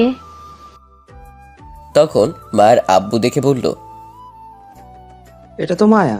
এ কি রে মা, তোর শরীর ঠিক আছে তো? তুই এত সকালে উঠলি? তোমরা কি শুরু করলে বলো তো সকাল সকাল? কি শুরু করলাম আবার? আমার মেয়ে এত সকালে উঠবে আমি তো ভাবতেই পারিনি। যে মেয়ে 10টার আগে ঘুম থেকে উঠতে চায় না, সে মেয়ে আজ 6টার আগে উঠে গেল একদম ফ্রেশ হয়ে। কেন উঠতে পারি না বুঝি? উঠতে পারিস, কিন্তু হঠাৎ করে আজ এত সকালে উঠলি কি জন্য? একটু কাজ আছে, নীরবের বাসায় যেতে হবে। এত সকালে তাই বলে?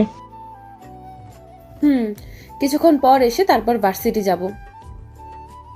কি এমন কাজ বলতো? এত কারণ জিজ্ঞেস করো কেন? আমি কি পালিয়ে যাচ্ছি কোনো ছেলে নিয়ে? এমনি কাজ আছে তাই যাচ্ছি। আরে এত রাগ করার কি আছে, যা তাড়াতাড়ি চলে আসবি। কি রাগী মেয়ে দেখছো, কিছুই বলা যায় না। তোমার মতো হয়েছে একদম। আমার চেয়েও বেশি রাগী হয়েছে। তখন মায়া বলল, আমি যাচ্ছি এখন। তারপর মায়া চলে আসলো বাসা থেকে বেরিয়ে। এসে হাঁটতে হাঁটতে চলে আসলো আমার বাসায়। তখন এসে দেখলো আম্মু উঠে বসে আছে। তখন আম্মু মায়াকে দেখে বলল, আরে মায়া, এত সকালে কেমন আছিস? ভালো, তুমি কেমন আছো? ভালো। তা আজ আমাদের বাড়িতে এত সকালে কি মনে করে? কেন আসতে পারি না? আরে পাগলি, মন খারাপ করছিস কেন? তুই তো আর আমাদের বাসায় আসতে চাস না, তাই বললাম। কেন আসতে পারবি না? এটা তো তোর বাড়ি, যখন খুশি আসবি। এখন থেকে প্রতিদিন আসবো। আয় ঘরে বস। এখনো কেউ ওঠেনি। না, সবাই উঠতে উঠতে 9টা বাজতে পারে। ও, নীরব উঠছে। না, ঘুমাচ্ছে। এত সকালে উঠবে নীরব? আর মানুষ পেলি না কেন? কি হয়েছে? একটু কাজ আছে ওর সাথে। ও আচ্ছা, তাহলে তুই গিয়ে তোল। আমি একটু পাশের বাসায় যাচ্ছি। কিছুক্ষণ আগে এসে বললো একটু যেতে। গিয়ে শুনে আসি। তুই থাকিস, আমি আসছি 10 মিনিটের মাঝে। ঠিক আছে, যাও। আমি গিয়ে তুলছি নীরবকে এক্ষুনি। তখন আম্মু চলে গেল আর মায়া চলে আসলো। এসে দেখে আমার রুমের দরজা খোলা। তখন মায়া বলল, বাহ, ভালোই হয়েছে, রুমের দরজাটা খোলা রেখেছে। তখন মায়া রুমে গিয়ে দেখে আমি ঘুমিয়ে আছি। তখন মায়া দরজা বন্ধ করে বলল, ইস, কি কিউট লাগছে ঘুমের মধ্যে। মন চাইছে এক্ষুনি গিয়ে বুকে মাথা রেখে শক্ত করে জড়িয়ে ধরে চুপটি করে ঘুমিয়ে পড়তে। এই বলে মায়া আরো কাছে গিয়ে দাঁড়ালো আর এক দৃষ্টিতে তাকিয়ে রইল কিছুক্ষণ। তাকিয়ে হঠাৎ ঠোঁটের দিকে চোখ গেল। তখন মায়া তার ঠোঁটে কামড় দিয়ে বলল,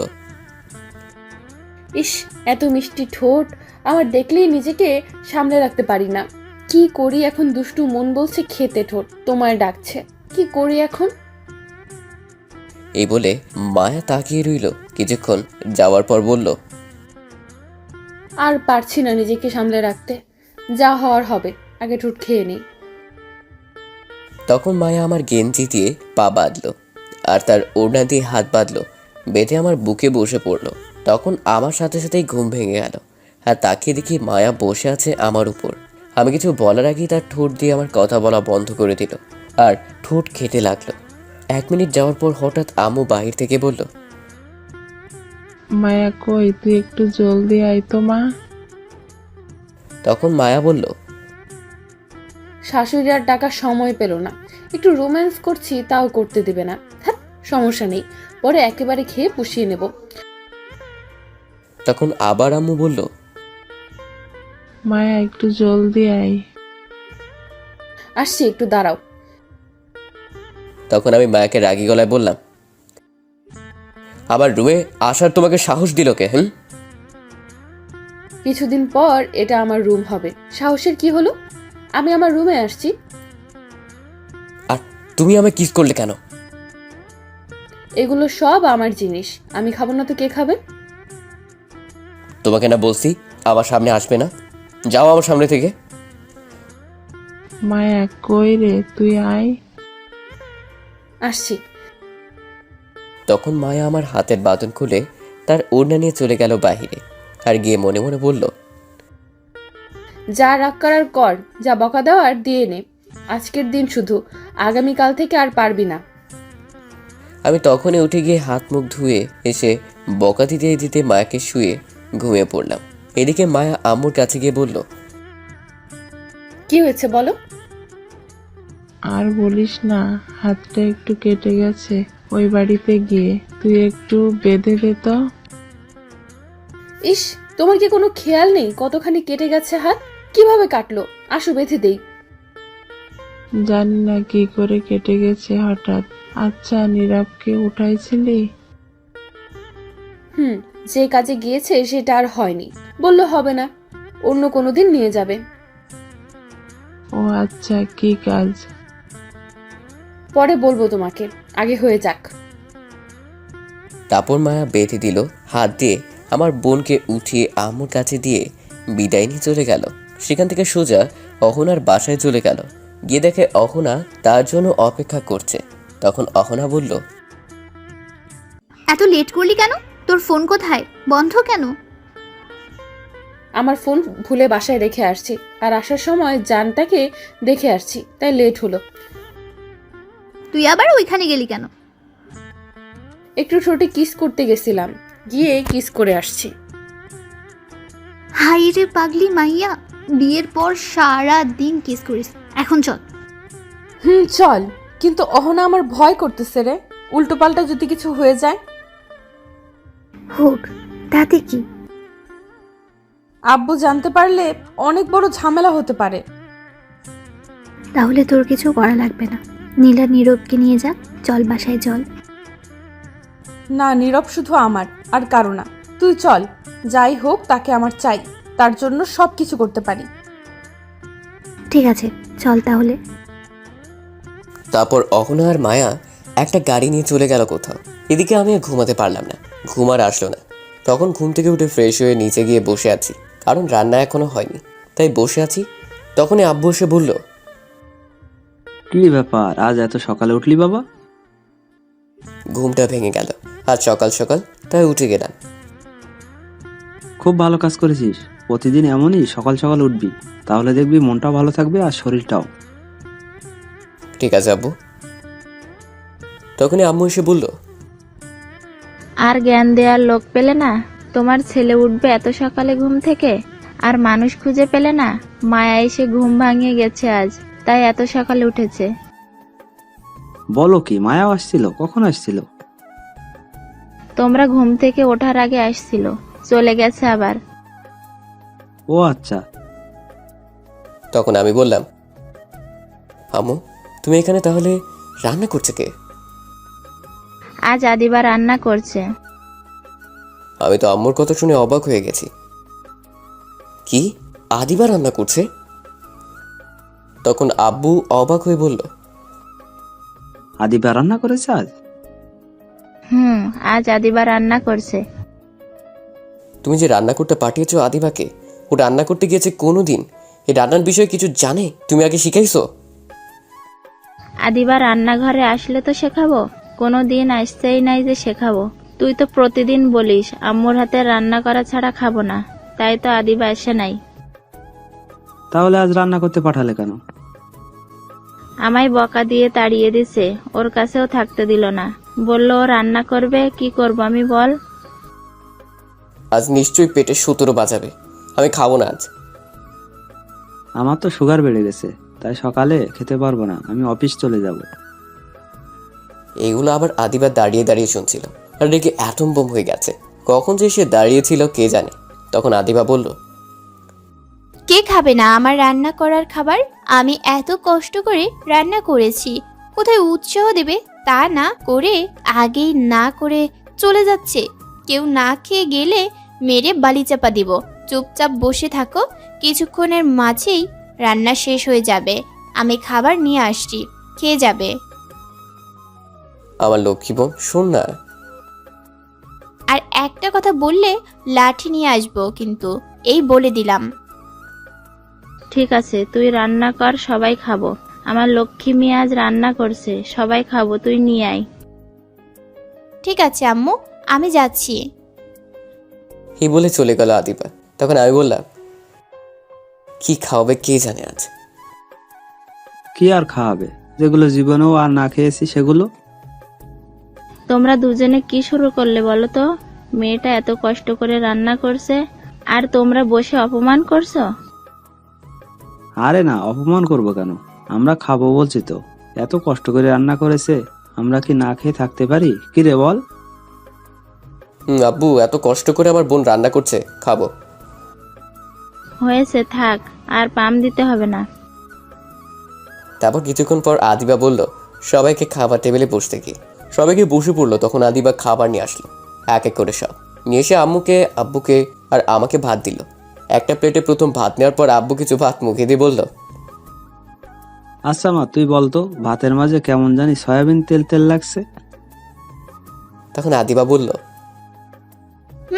ভাতের মাঝে একটু সয়াবিন তেল দিয়েছি, ভালো হয়েছে না? তখন আব্বু বলল, বাহ, শুনছো আমার মেয়ে কি করেছে আজ? প্রথম দেখলাম সয়াবিন তেলের ভাত হয়। খুব ভালো আবিষ্কার করেছিস। তারপর কি আছে দে মা। আব্বু, তোমরা থাকলে এর চেয়ে ভালো কিছু রান্না করে দিব। আম্মু তো ভাত নিয়ে নাড়াচাড়া করতে লাগলো চুপ করে। আর আমি তো সয়াবিন তেলের ভাত দেখে আরো আগেই শেষ। তখন আদিও আমার ভাতে ডিম ভাজা দিল, সবার ভাতেই দিল। তখন চিন্তা করলাম সয়াবিন তেল তো কিছু হবে না, খাওয়া যাবে। তখন একটু ভাজা মুখে দিয়ে খেয়ে আমি ভাবতে লাগলাম হাসবো না কাঁদবো। তখন আমি বললাম, বোন রে, ডিম ভাজা কি দিয়েছিস সেগুলা? বেশি কিছু দেইনি, আদা আর রসুন আর জিরা দিছি। আমি তো আদিবার কথা শুনে অজ্ঞান হয়ে যাওয়ার মতো অবস্থা। তখন নিজেকে সামলে বললাম, আদা রসুন আর জিরা দিয়ে ডিম ভাজা হয়? আগে তো জানতাম না। যাক, হাত বোন জানিয়ে দিল। তখন আব্বুর দিকে তাকিয়ে দেখে এখনই কান্না করে দিবে। তখন আব্বু বলল, আর কি রান্না করলি মা? আর মাছ ভর্তা। সেটা কি আদা রসুন দিয়ে? তবে পেঁয়াজ দিয়েছি সাথে। তখন আমি বললাম, আল্লাহ, কোন দিকে তুমি যদি ধুরি ফালাও আইসা পড়ি। ভাতে সয়াবিন তেল, ডিম ভাজা আদা রসুন, মাছ ভর্তায় আদা রসুন, জলদি দড়ি ফালাও। তখন আদিবা বলল, তোমরা খাচ্ছ না কেন? খাওয়া শুরু করো ভাইয়া, তুমিও এই ফালতু কথা রেখে দাও। এতক্ষণ আম্মু চুপ করে দুই গালে হাত দিয়ে দেখছিল আর শুনছিল। তখন আম্মু বলল, শোন মা, তুই যেগুলো রান্না করেছিস সেগুলো একটাও খাওয়ার যোগ্য না, সবগুলো নষ্ট করেছিস। কিছু রান্না করতে গেলে আগে শিখে নিবি, না জেনে কখনো রান্না করবি না। যেটা না পারিস সেটা করতে যাবি না। তোকে আমি না করার পরও গিয়ে করেছিস। এগুলো খেলে সোজা হাসপাতালে যেতে হবে। আমি বুঝতে পারছি আম্মু, ভুল হয়েছে। আমার রান্না না শিখে যাওয়া আমি মনে করেছি একদম সহজ। সরি। এখন থেকে আমি রান্না করলে দেখবি কি করে রান্না করি, তাহলে শিখে যাবি। আচ্ছা ঠিক আছে আম্মু। তখন আমি বললাম, আজ সকালে খাওয়া হলো না আর। আজ কষ্ট করে হোটেলে খেয়ে নিস বাবা। তখন আব্বু বলল, আর আমি কি করব? তোমার তো সুগার বেড়ে গেছে, তোমার না খেলেও চলবে। ঠিক আছে, কি আর করা, ভাবছিলাম কিছু খাবো কিন্তু আর খাবো না। এখন তুমি অফিসে যাও। আর নীরব, তুই কলেজে যা। আদিবা আজ যাওয়ার দরকার নেই, কাজ আছে বাসায়। ঠিক আছে। তারপর আমি রুমে এসে রেডি হয়ে ব্যাগটা নিয়ে বেরিয়ে পড়লাম। জাহিদকে ফোন করে বলে দিলাম কলেজ চলে আসতে, সেখানে দেখা হবে। তারপর আমি গিয়ে একটা হোটেলে কিছু খেয়ে নিলাম, খেয়ে কলেজ চলে আসলাম। ততক্ষণে জাহিদ কলেজ চলে আসছে। জাহিদ মাঠের এক কোণায় বসেছিল। আমি কাছে যাওয়ার পর জাহিদ বলল, আসছিস দোস্ত তুই? আসছি। দোস্ত, আজ নীলা আসেনি কলেজে? খুব ভালো হয়েছে আজ আসেনি, নজর জালেই মারতো আজ। হয়তো বা। কি করলি, কোথাও গিয়েছিলি নাকি? লেট হলো আসতে? না, কিছু করেনি, হোটেলে খেয়ে আসছি। কেন, বাসায় রান্না করেনি আজ? রান্না করছে কিন্তু বোন করছে। আজ যেই রান্না করছে আমার বাপও খায়নি এই রান্না। কি এমন রান্না করেছে বলতো শুনি? তখন আমি সব খুলে বললাম। জাহিদ শুনে হাসতে হাসতে মাটিতে শুয়ে পড়লো। তখন আমি ঘুষি দিয়ে বললাম, শালা হাসা বন্ধ কর। রান্না না জানলে এমনই হবে। তারপর আরো কিছুক্ষণ আড্ডা দিয়ে চলে গেলাম ক্লাসে। তারপর ক্লাসে গিয়ে সবগুলো ক্লাস এক এক করে শেষ করে বের হলাম কলেজ থেকে। বের হয়ে ফোনটা হাতে নিয়ে সময়ের দিকে তাকালাম। তখন দেখলাম বিকেল 4টা বাজতে চলেছে। তখনই মায়ের আব্বুর ফোন আসলো। তার আমি ফোন রিসিভ করে সালাম দিলাম। ওপাশ থেকে সালামের উত্তর নিয়ে বলল, বাবা নীরব, মায়া কি তোমাদের বাসায়?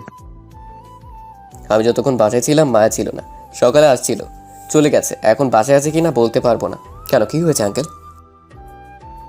মায়া সেই যে সকালে বাসা থেকে গিয়েছে, এখনো বাসায় ফেরেনি। চিন্তা হচ্ছে অনেক। তোমার আব্বুকে ফোন দিলাম অফিসে, তোমার বাসার ফোন বন্ধ। আমি আসছি একটু কাজে অন্য জায়গায় এখন। মায়ের আম্মু ফোন করে বলল। চিন্তা করবেন না আঙ্কেল, মায়া তো তার বান্ধবীর বাসায়, আমি নিয়ে আসছি। ঠিক আছে বাবা, তুমি একটু মায়াকে নিয়ে তাড়াতাড়ি বাসায় যাও। এ বলে মায়ের আব্বু ফোন কেটে দিল। তখন জাহিদ জিজ্ঞেস করলো, কি হয়েছে দোস্ত? মায়া নাকি এখনো বাসায় ফিরেনি সকাল থেকে। কিন্তু সকালে তো মায়া আমাদের বাসায় আসছিল, তারপর চলে গেছে। তাহলে কোথায় গেছে? আমার কি মনে হচ্ছে জানিস? কি মনে হচ্ছে? দেখ, নীলা আজ কলেজে আসেনি, আর ওইদিকে মায়া তার বাসায় ফেরেনি। কেমন জানি সন্দেহ হচ্ছে। আরে নীলা এমনটা কিছু করতে পারবে না, যা ভাবছিস তুই। সেদিন নীলা বলেছে মায়াকে ছাড়বে না, তুই মায়াকে গার্লফ্রেন্ড বলেছিস বলে। আর নীলা কেমন মেয়ে তুই তো জানিস। এখন যদি নীলা কিছু করে? সেটাও ঠিক কথা বলছিস, যদি কিছু করে নীলা, তাহলে আমি ছাড়বো না নীলাকে। আচ্ছা, মায়া তো অহনার বাসায় যায়, চল তো গিয়ে দেখি মায়া অহনার বাসায় আছে নাকি। ঠিক আছে, চল গিয়ে দেখি। তারপর আমি আর জাহিদ হেঁটে যেতে লাগলাম অহনার বাসার উদ্দেশ্যে। কিছুটা দূর যাওয়ার পর জাহিদ হঠাৎ আবার বলে উঠল, আচ্ছা দোস্ত, একটা কথা বলি তোকে। বল, কি বলবি? আচ্ছা, তুই সত্যি কথা বলতো, মায়াকে তুই কি পছন্দ করিস? পছন্দ মানে? ঠিক বুঝলাম না তোর কথার মানে। মানে তুই কি সত্যি মায়াকে ভালোবাসিস? কি বলছিস পাগলের মতো উল্টাপাল্টা কথা? মায়া আমার চাচাতো বোন হয়। তো কি হয়েছে চাচাতো বোন বলে? আর আমি নিজে দেখেছি মামাতো বোনকে বিয়ে করতে, এমনকি চাচাতো বোনের সাথেও। যে বিয়ে করেছে সে করেছে, আমার পক্ষে সম্ভব হবে না, কারণ আমার পরিবার মেনে নিবে না, আর মায়ের পরিবারও মানবে না। মধ্যে দিয়ে দুই পরিবারের সম্পর্ক নষ্ট হয়ে যাবে, সমাজের মানুষ খারাপ বলতে শুরু করবে। তাছাড়া আমার কাছে কেমন জানি লাগে চাচাতো বোনের সাথে। শোন, যদি তোরা দুজন দুজনকে ভালোবাসিস, রাজি থাকিস, তাহলে দুই পরিবার কখনো অমাত থাকবে না। বরং আরো খুশি হবে, কারণ সম্পর্ক আরো শক্ত করে দিলি। আর সমাজের মানুষ কিছু ভাববে না যদি তোরা রাজি থাকিস। দোস্ত, এই কথা এখন রাখ, এগুলো শুনতে ভালো লাগছে না। এমনি চিন্তার মধ্যে আছি মায়াকে নিয়ে। ঠিক আছে, তবে ভেবে দেখিস, যদি ভালোবাসিস তাহলে মায়াকে বলে দিস। তুই চুপ কর তো এখন, আর চল। তখন জাহিদ চুপ করে যেতে লাগলো আর মনে মনে বলতে লাগলো, দোস্ত, বুঝতে পারছি আস্তে আস্তে তোর মন তোকে দুর্বল করে দিচ্ছে মায়ের প্রতি। খুব তাড়াতাড়ি ভালোবাসায় পরিপূর্ণ হবে। তারপর আমি আর জাহিদ কিছুক্ষণ পর অহনার বাসায় পৌঁছে গেলাম। গিয়ে দেখি অহনার আব্বু বসে আছে। তখন আমি তাকে সালাম দিলাম। সে সালামের উত্তর দেওয়ার পর আমি জিজ্ঞেস করলাম, আঙ্কেল, অহনা বাসায় আছে? না তো বাবা, সেই সকালে মায়ের সাথে গেছে, এখনো আসেনি অহনা। কি বলছেন আঙ্কেল? ফোন করেছেন অহনাকে কোথায় আছে? ফোন করেছি কয়েকবার, কিন্তু বারবার একই কথা বলে, একটু লেট হবে আসতে। আমার কি মনে হয় জানো, কোনো বিপদে পড়েছে দুজন, কিন্তু আমায় বলতে চাইছে না। ঠিক আছে আঙ্কেল, আপনি চিন্তা করবেন না। আমি দেখেছি, অহনার ফোন নাম্বার দিন, আমি খোঁজ নিয়ে দেখছি কি হয়েছে, আর গিয়ে নিয়ে আসছি। ঠিক আছে বাবা, তাহলে দেখো একটু, আর এই নাও ফোন নাম্বার। তারপর আমি অহনার ফোন নাম্বার নিয়ে তাদের বাসা থেকে বেরিয়ে চলে আসলাম। আসার পর জাহিদ বলল, দোস্ত, আমি যে ভয়টা পাচ্ছি সেটাই না জানি হয়। নীলা খুব রাগী মেয়ে, যা বলে তাই করে। আমার মনে হয় নীলা নিয়ে গেছে মায়াকে। আমার এখন তাই মনে হচ্ছে, আর ভয় করছে মায়ের কিছু হয়ে যায়নি তো। সব দোষ আমার। সেদিন যদি এই কথা না বলতাম তাহলে এত কিছু হয় না।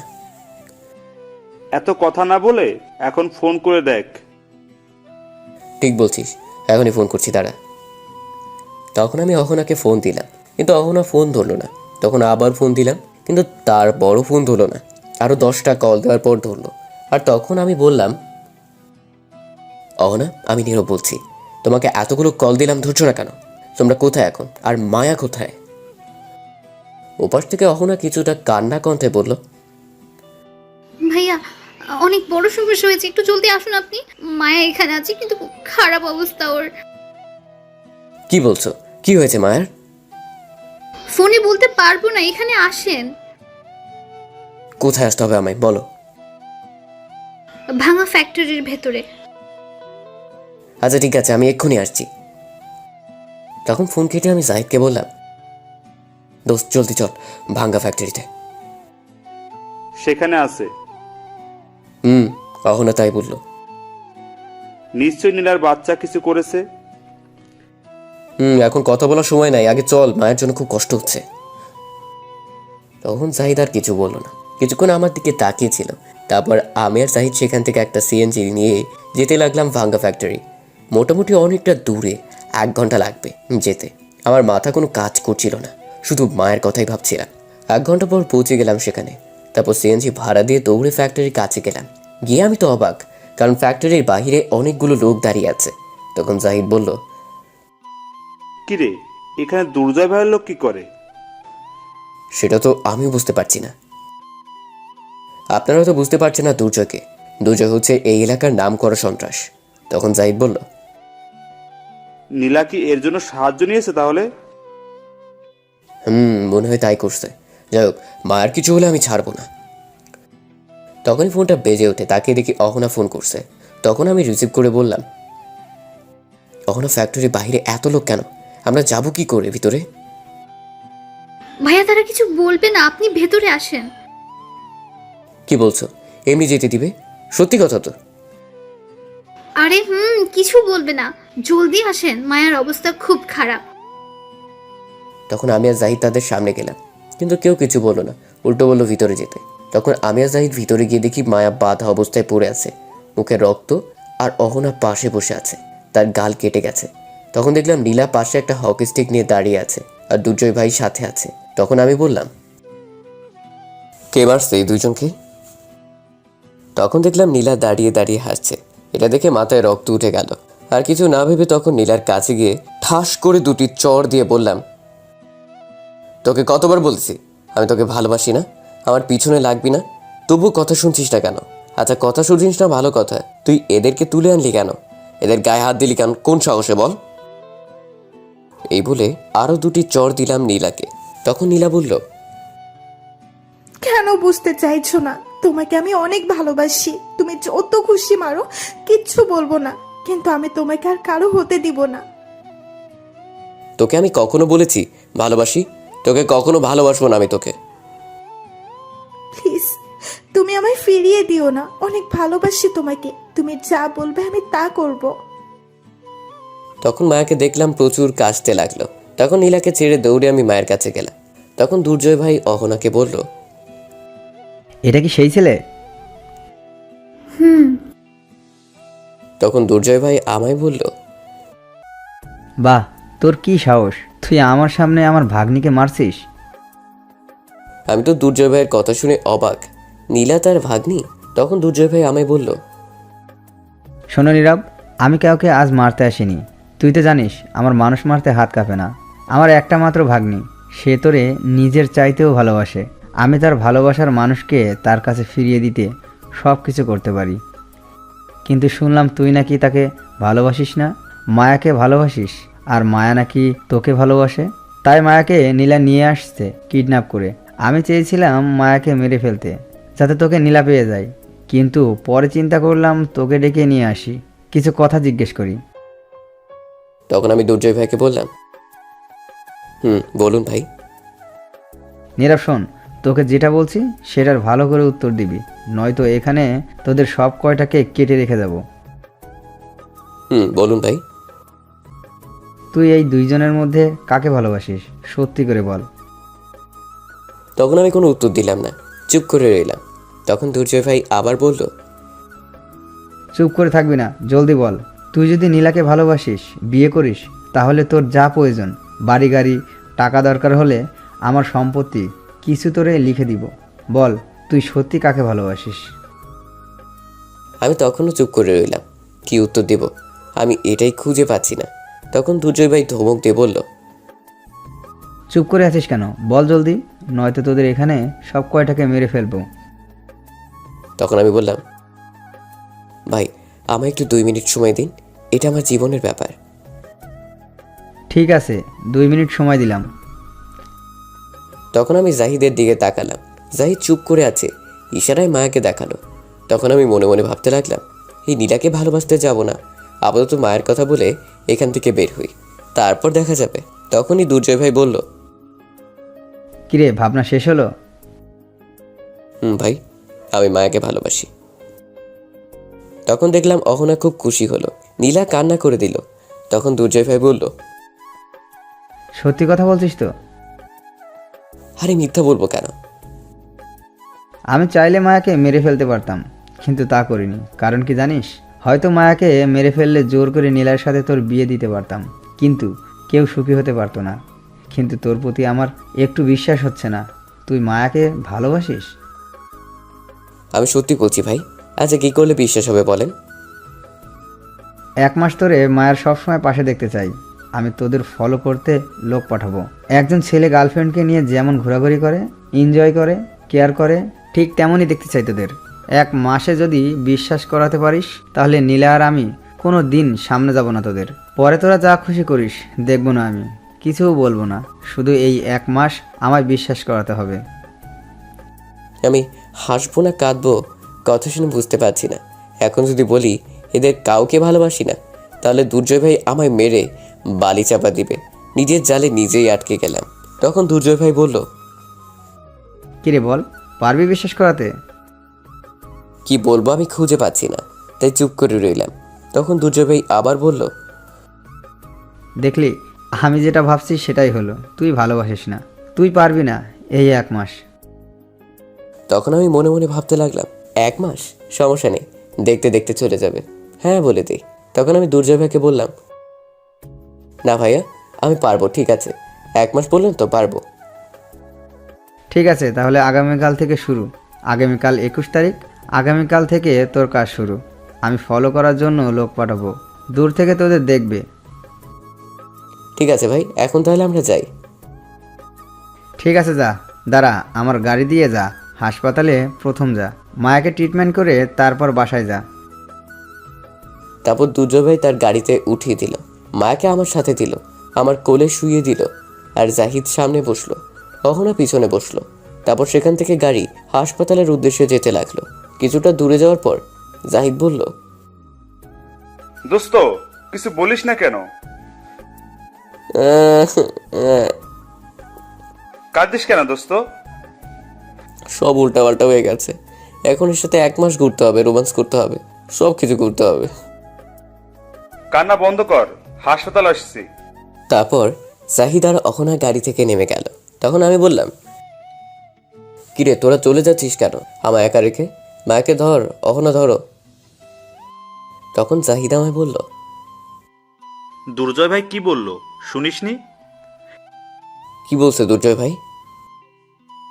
এখন থেকে মায়ের প্রতি খেয়াল রাখতে হবে, তোর কেয়ার করতে হবে, সব দায়িত্ব তোর। সে সব ফলো করবে, দেখবে 1 মাস।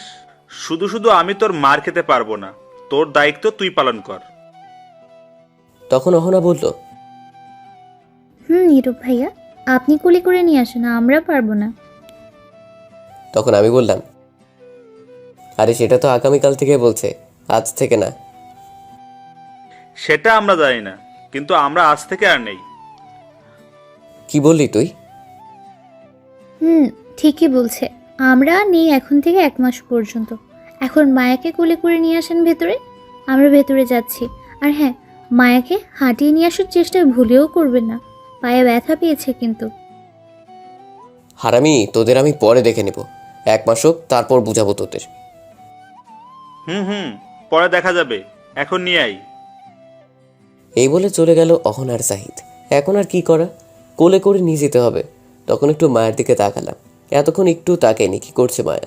তখন তাকে দেখি মায়া আমার দিকে চুপ করে এক দৃষ্টিতে তাকিয়ে আছে। তখন আমি বললাম, হয় এমন হা করে তাকিয়ে আছো কেন? এমন করে চেয়ে থাকলে কিন্তু হাঁটিয়ে নিয়ে যাব। তখন মায়া তবুও কোনো কথা বলল না, চুপ করে রইল আর তাকিয়ে রইল আমার দিকে। তখন আমি আর কিছু না বলে মায়াকে কোলে নিলাম। কোলে নিয়ে তো আমি শেষ। বাবারে বাবা, কি ভারী রে! শয়তান কোনহানের, এত ওজন কেউ হয়? একটু ওজন কম হয়ে গেল না? এমনি শিশু মানুষ, শরীরে শক্তি নাই। তখন মায়া ফিক করে হেসে দিল। তখন আমি বললাম, শয়তান আবার হাসে, পুরো 100 কেজি চাউলের বস্তা। তখন মায়া আমায় একটা ঘুষি মারল। এটা শুনে তখন আমি বললাম, ঘুষি আরেকটা দিলে কিন্তু নিয়ে যাব না। এত ভারী জিনিস নিয়ে যাইতেছি, আবার মারে। বিপদে পড়ছি বলে নিয়ে যাচ্ছি। তখন মায়া আর কিছু বলল না, পিটপিট করে হাসতে লাগলো। আর আমি তখন হাসপাতালের ভিতরে গেলাম। আসার সময় অনেকেই তাকিয়ে দেখছিল আমাদের। আমি মায়াকে নিয়ে গিয়ে একটা বেডে বসিয়ে অহনাকে সাথে রেখে বললাম, অহনা তুমি একটু মায়ের পাশে বসো, আমি ওয়াশরুম থেকে আসছি। সত্যি কথা তো, নাকি পালিয়ে যাচ্ছেন? পালিয়ে গেলে আরো আগে চলে যেতাম, এত কষ্ট করে হাসপাতাল আসতাম না। তাড়াতাড়ি আসবেন, আবার মায়াকে নিয়ে বাসায় যাবেন। সেটা তুমি বললেও নিয়ে যেতে হবে না, না বললেও নিয়ে যেতে হবে। এখন ডাক্তারকে বলো ট্রিটমেন্ট শুরু করতে, কেটে যাওয়া জায়গা ভালো করে ব্যান্ডেজ করতে। ঠিক আছে, আপনি যান এখন ওয়াশরুমে, আর তাড়াতাড়ি আসবেন। তারপর আমি সেখান থেকে চলে আসলাম। জাহিদ গিয়েছে ডাক্তারকে নিয়ে আসতে। তখন অহনা মায়াকে বলল, কিরে, প্রথম প্ল্যান তো একদম ঠিক কাজ করছে, যা ভাবছি তার চাইতে বেশি কাজ করে ফেলেছে। এখন কি দ্বিতীয় প্ল্যান শুরু করবি? তখন মায়া বলল, না, কোনো প্ল্যান আর ব্যবহার করব না। এটা হয়ে গেছে, এই 1 মাসের মধ্যে ভালোবাসা জেগে যাবে, কিচ্ছু মনে করতে হবে না। তাহলে তৃতীয় শেষ প্ল্যান ব্যবহার কর, তাহলে আর কিছু করতে হবে না। তাই করব। কিন্তু তার জন্য তোকে স্কুটি বাইক চালানো শিখতে হবে, পারবি চালাতে? পারবো। আমি সাইকেল চালানো পারি, আগেও একবার স্কুটি বাইক চালিয়েছি, বাসায় আছে এখনো। তাহলে তো খুব ভালো। এখন কথা হচ্ছে দূরে কোথাও যেতে হবে, কোথায় যাবি? ভাবছি আমার মনি খালার বাড়ি যাব, রূপগঞ্জে। এটা তো অনেক দূর হয়ে গেছে, আর একটু কাছে দেখ। না, সেখানে যাব, তাহলে একটু রোম্যান্স করতে পারবো।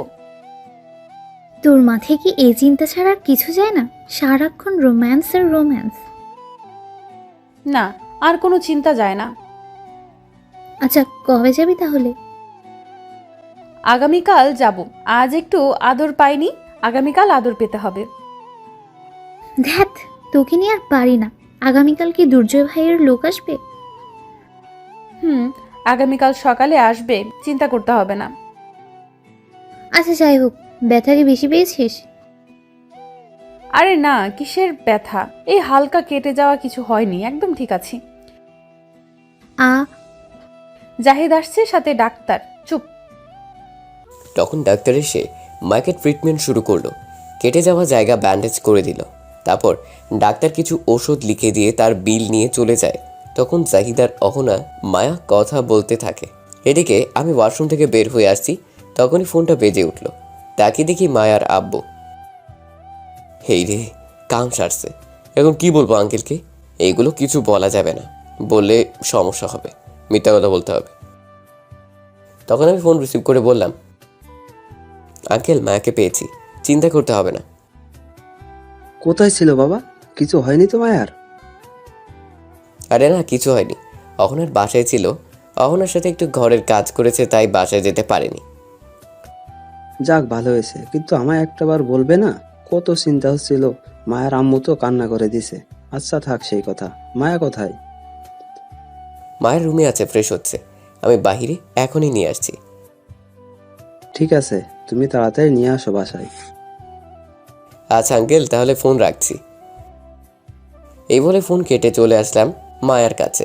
এসে দেখি রেডি হয়ে আছে যাওয়ার জন্য। তখন মায়া বলল, চলো, কোলে নিয়ে বাসায় চলো এখন।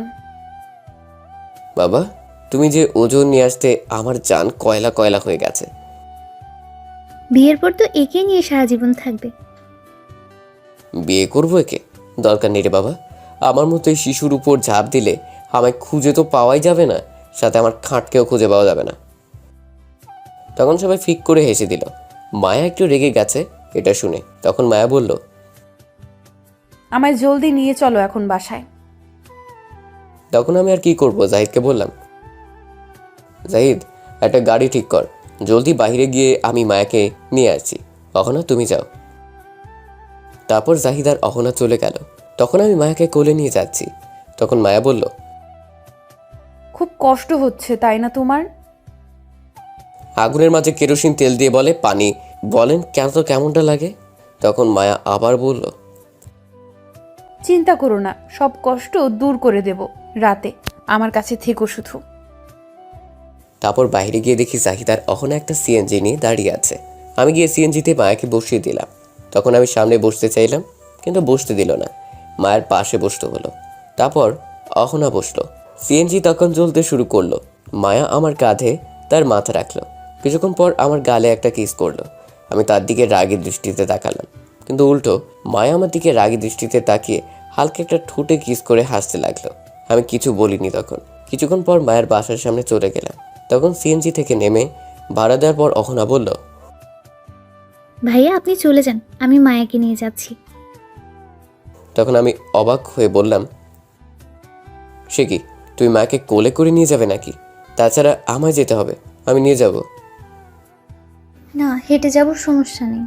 আপনি গেলেও অনেক সমস্যা হতে পারে, অনেক প্রশ্ন করতে পারে মায়ের আব্বু আম্মু। কোথা থেকে নিয়ে আসছেন, কোথায় ছিল?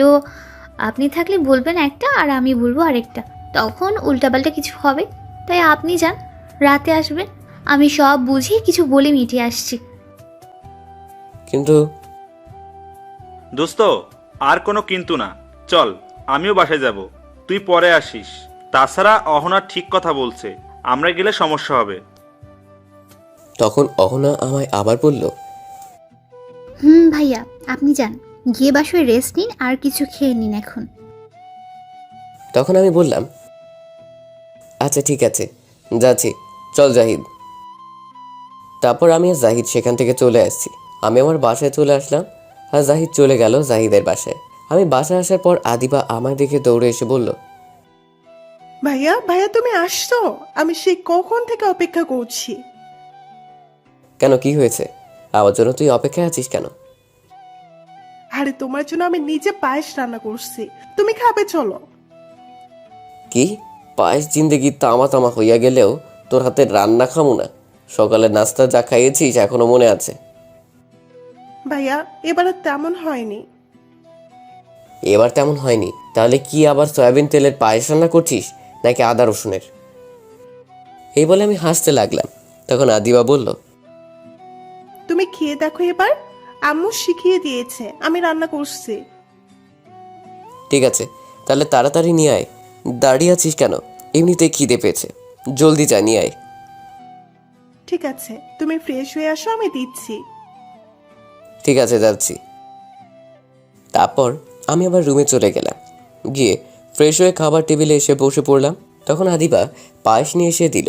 তখন আমি আদিবাকে জিজ্ঞেস করলাম, আদিবা, আম্মু কোথায় গেছে? মায়াদের বাড়িতে গেছে। মায়া কি পাশে আসছে ভাইয়া? মাত্র দিয়ে আসলাম। কোথায় গিয়েছিল মায়া?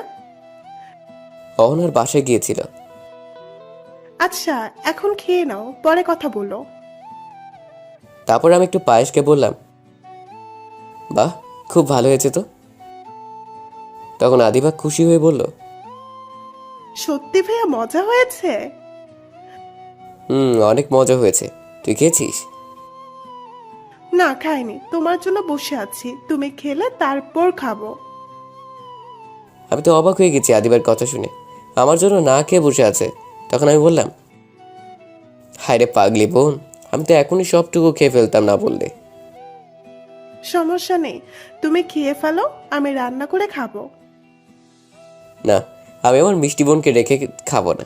তুই বসে পড়, আমার সাথে এক্ষুনি খাবি, বসে পড়। না, তুমি খাও, আমি পরে খাবো। তুই খাবি নাকি মায়ের দিব? বসে পড় বলছি। ঠিক আছে, বসছি, তুমি খাও, আমি খাচ্ছি। তারপর আমি আর আদিবা বসে খেয়ে নিলাম। খেয়ে আমি রুমে চলে যাব, তখনই আদিবা আমায় ডেকে বলল, ভাইয়া একটা কথা বলি। বল, এতে অনুমতি নিতে হয়? ভাইয়া একটা জিনিস চাইবো আজ, দিবে চাইলে? আমার বোন আমার কাছে কিছু চাইবে, কেন দিব না? বল কি চাই। তখন আদিবা নিচের দিকে তাকিয়ে বলল, কখনো তো কিছু চাইনি তোমার কাছে, একটা ফোন কিনে দেবে? আগের ফোনটা আজ 1 মাস হলো নষ্ট। তখন আমি গিয়ে আদিবার থুতনিতে ধরে মুখটা উপরে তুলে দেখি চোখে পানি জমে আছে। এক্ষুনি কান্না করে দেবে। হয়তো কখনো কিছু চাইনি বোনটা আমার কাছে। বোনটার চোখে পানি দেখে তখন আমারও খুব খারাপ লাগলো। তখন আমি বললাম, ফাগলি বোন আমার, এই জন্য মন খারাপ করতে হয়? আমি আজকে কিনে দিব, তুই চিন্তা করিস না। সত্যি কিনে দেবে? সত্যি কিনে দিব। এটা শুনে খুশিতে সাথে সাথে জড়িয়ে ধরে কান্না করে দিল। এই যা, কি হলো, কান্না করিস কেন? মায়ের দিব কিন্তু কান্না করলে। এটা খুশিতে কাঁদছি, আমার ভাইয়া আমায় ফোন কিনে দিবে। এই বলে ফুপিয়ে কেঁদেই যাচ্ছে। তখন আমি আদিবার চোখে পানি মুছে বললাম, তুই রেডি হয়ে নে, আমি এক্ষুনি যাব ফোন কিনতে, তোকে নিয়ে যাব। কাঁদলে কিন্তু নিয়ে যাব না। ঠিক আছে ভাইয়া, যাচ্ছি, এক্ষুনি গিয়ে রেডি হয়ে আসছি। জলদি রেডি হয়ে আয়, ফাগলি বোন। তারপর আদিবা খুশিতে লাফাতে লাফাতে চলে গেল। আমিও চলে আসলাম রুমে। আমার কাছে 10,000 টাকা ছিল, জমিয়েছিলাম। তখন সেটা নিয়ে রেডি হয়ে নিচে চলে আসলাম। তখন আদিবাও নিচে আসলো আর বলল, চলো ভাইয়া, আমি রেডি। তারপর আমি আর আদিবা বের হতে যাব, তখনই আম্মু এসে বলল, কি এই সন্ধ্যায় ভাই বোন রেডি হয়ে কোথায় যাচ্ছে শুনি? তখন আদিবা বলল, ভাইয়া ফোন কিনে দিবে, মার্কেটে যাচ্ছি। কি ফোন কিনে দিবে? কিরে, তোর কাছে টাকা কোথা থেকে আসলো? ছিল কিছু টাকা, আব্বুর কাছ থেকে নিয়েছি, আর আমার কাছে ছিল। ও এই কথা, আচ্ছা দাঁড়া, আমার কাছে 2,000 টাকা আছে, নিয়ে যা। তখন আম্মু এই বলে চলে গেল। কিছুক্ষণ পর টাকা নিয়ে এসে দিয়ে গেল। তখন আমি আর বোন চলে গেলাম মার্কেটে। গিয়ে একটা ফোনের দোকানে গেলাম। গিয়ে শাওমি একটা ফোন কিনে দিলাম 11,000 টাকা দিয়ে। বোনটার হাতে ফোন, অনেক খুশি। তখন ফোন নিয়ে বাসায় চলে আসলাম। আসায় বোনটা খুশি হয়ে গালে কিস করলো, ধন্যবাদ দিল, আর খুশিতে অনেক কিছু বলেছে। তখন বোনটার রুমে কিছুক্ষণ আমি আম্মু বসেছিলাম, কথা বললাম। রাতে আব্বু বাসায় আসলো, সবাই একসাথে খেয়ে যে যার রুমে চলে গেলাম। আমি গিয়ে শুয়ে পড়লাম। সকালে ঘুমিয়েছি, হঠাৎ নিজের উপর মনে হলো কেউ শুয়ে আছে। ঘুমের মধ্যে আর তাকালাম না। কিছুক্ষণ পর নিঃশ্বাস নিতে পারছি না, ঠোঁটগুলো কেউ বন্ধ করে দিয়েছে। তখনই বাধ্য হয়ে চোখ খুলে দেখি সামনে দুটি চোখ দেখা যায়, আর কিছু না। তখন ধাক্কা দিয়ে ফেলে দিলাম, দেখি মায়া। তখন আমি বললাম, হয় তুমি এখানে কেন? আর আমার উপরে কেন? কিস করতে কে বললো? এখনই তো দম বন্ধ হয়ে গিয়েছিল। কিস করা এটা আমার অধিকার। খুব মজা লাগছিল, ফেলে দিলে কেন আমায়?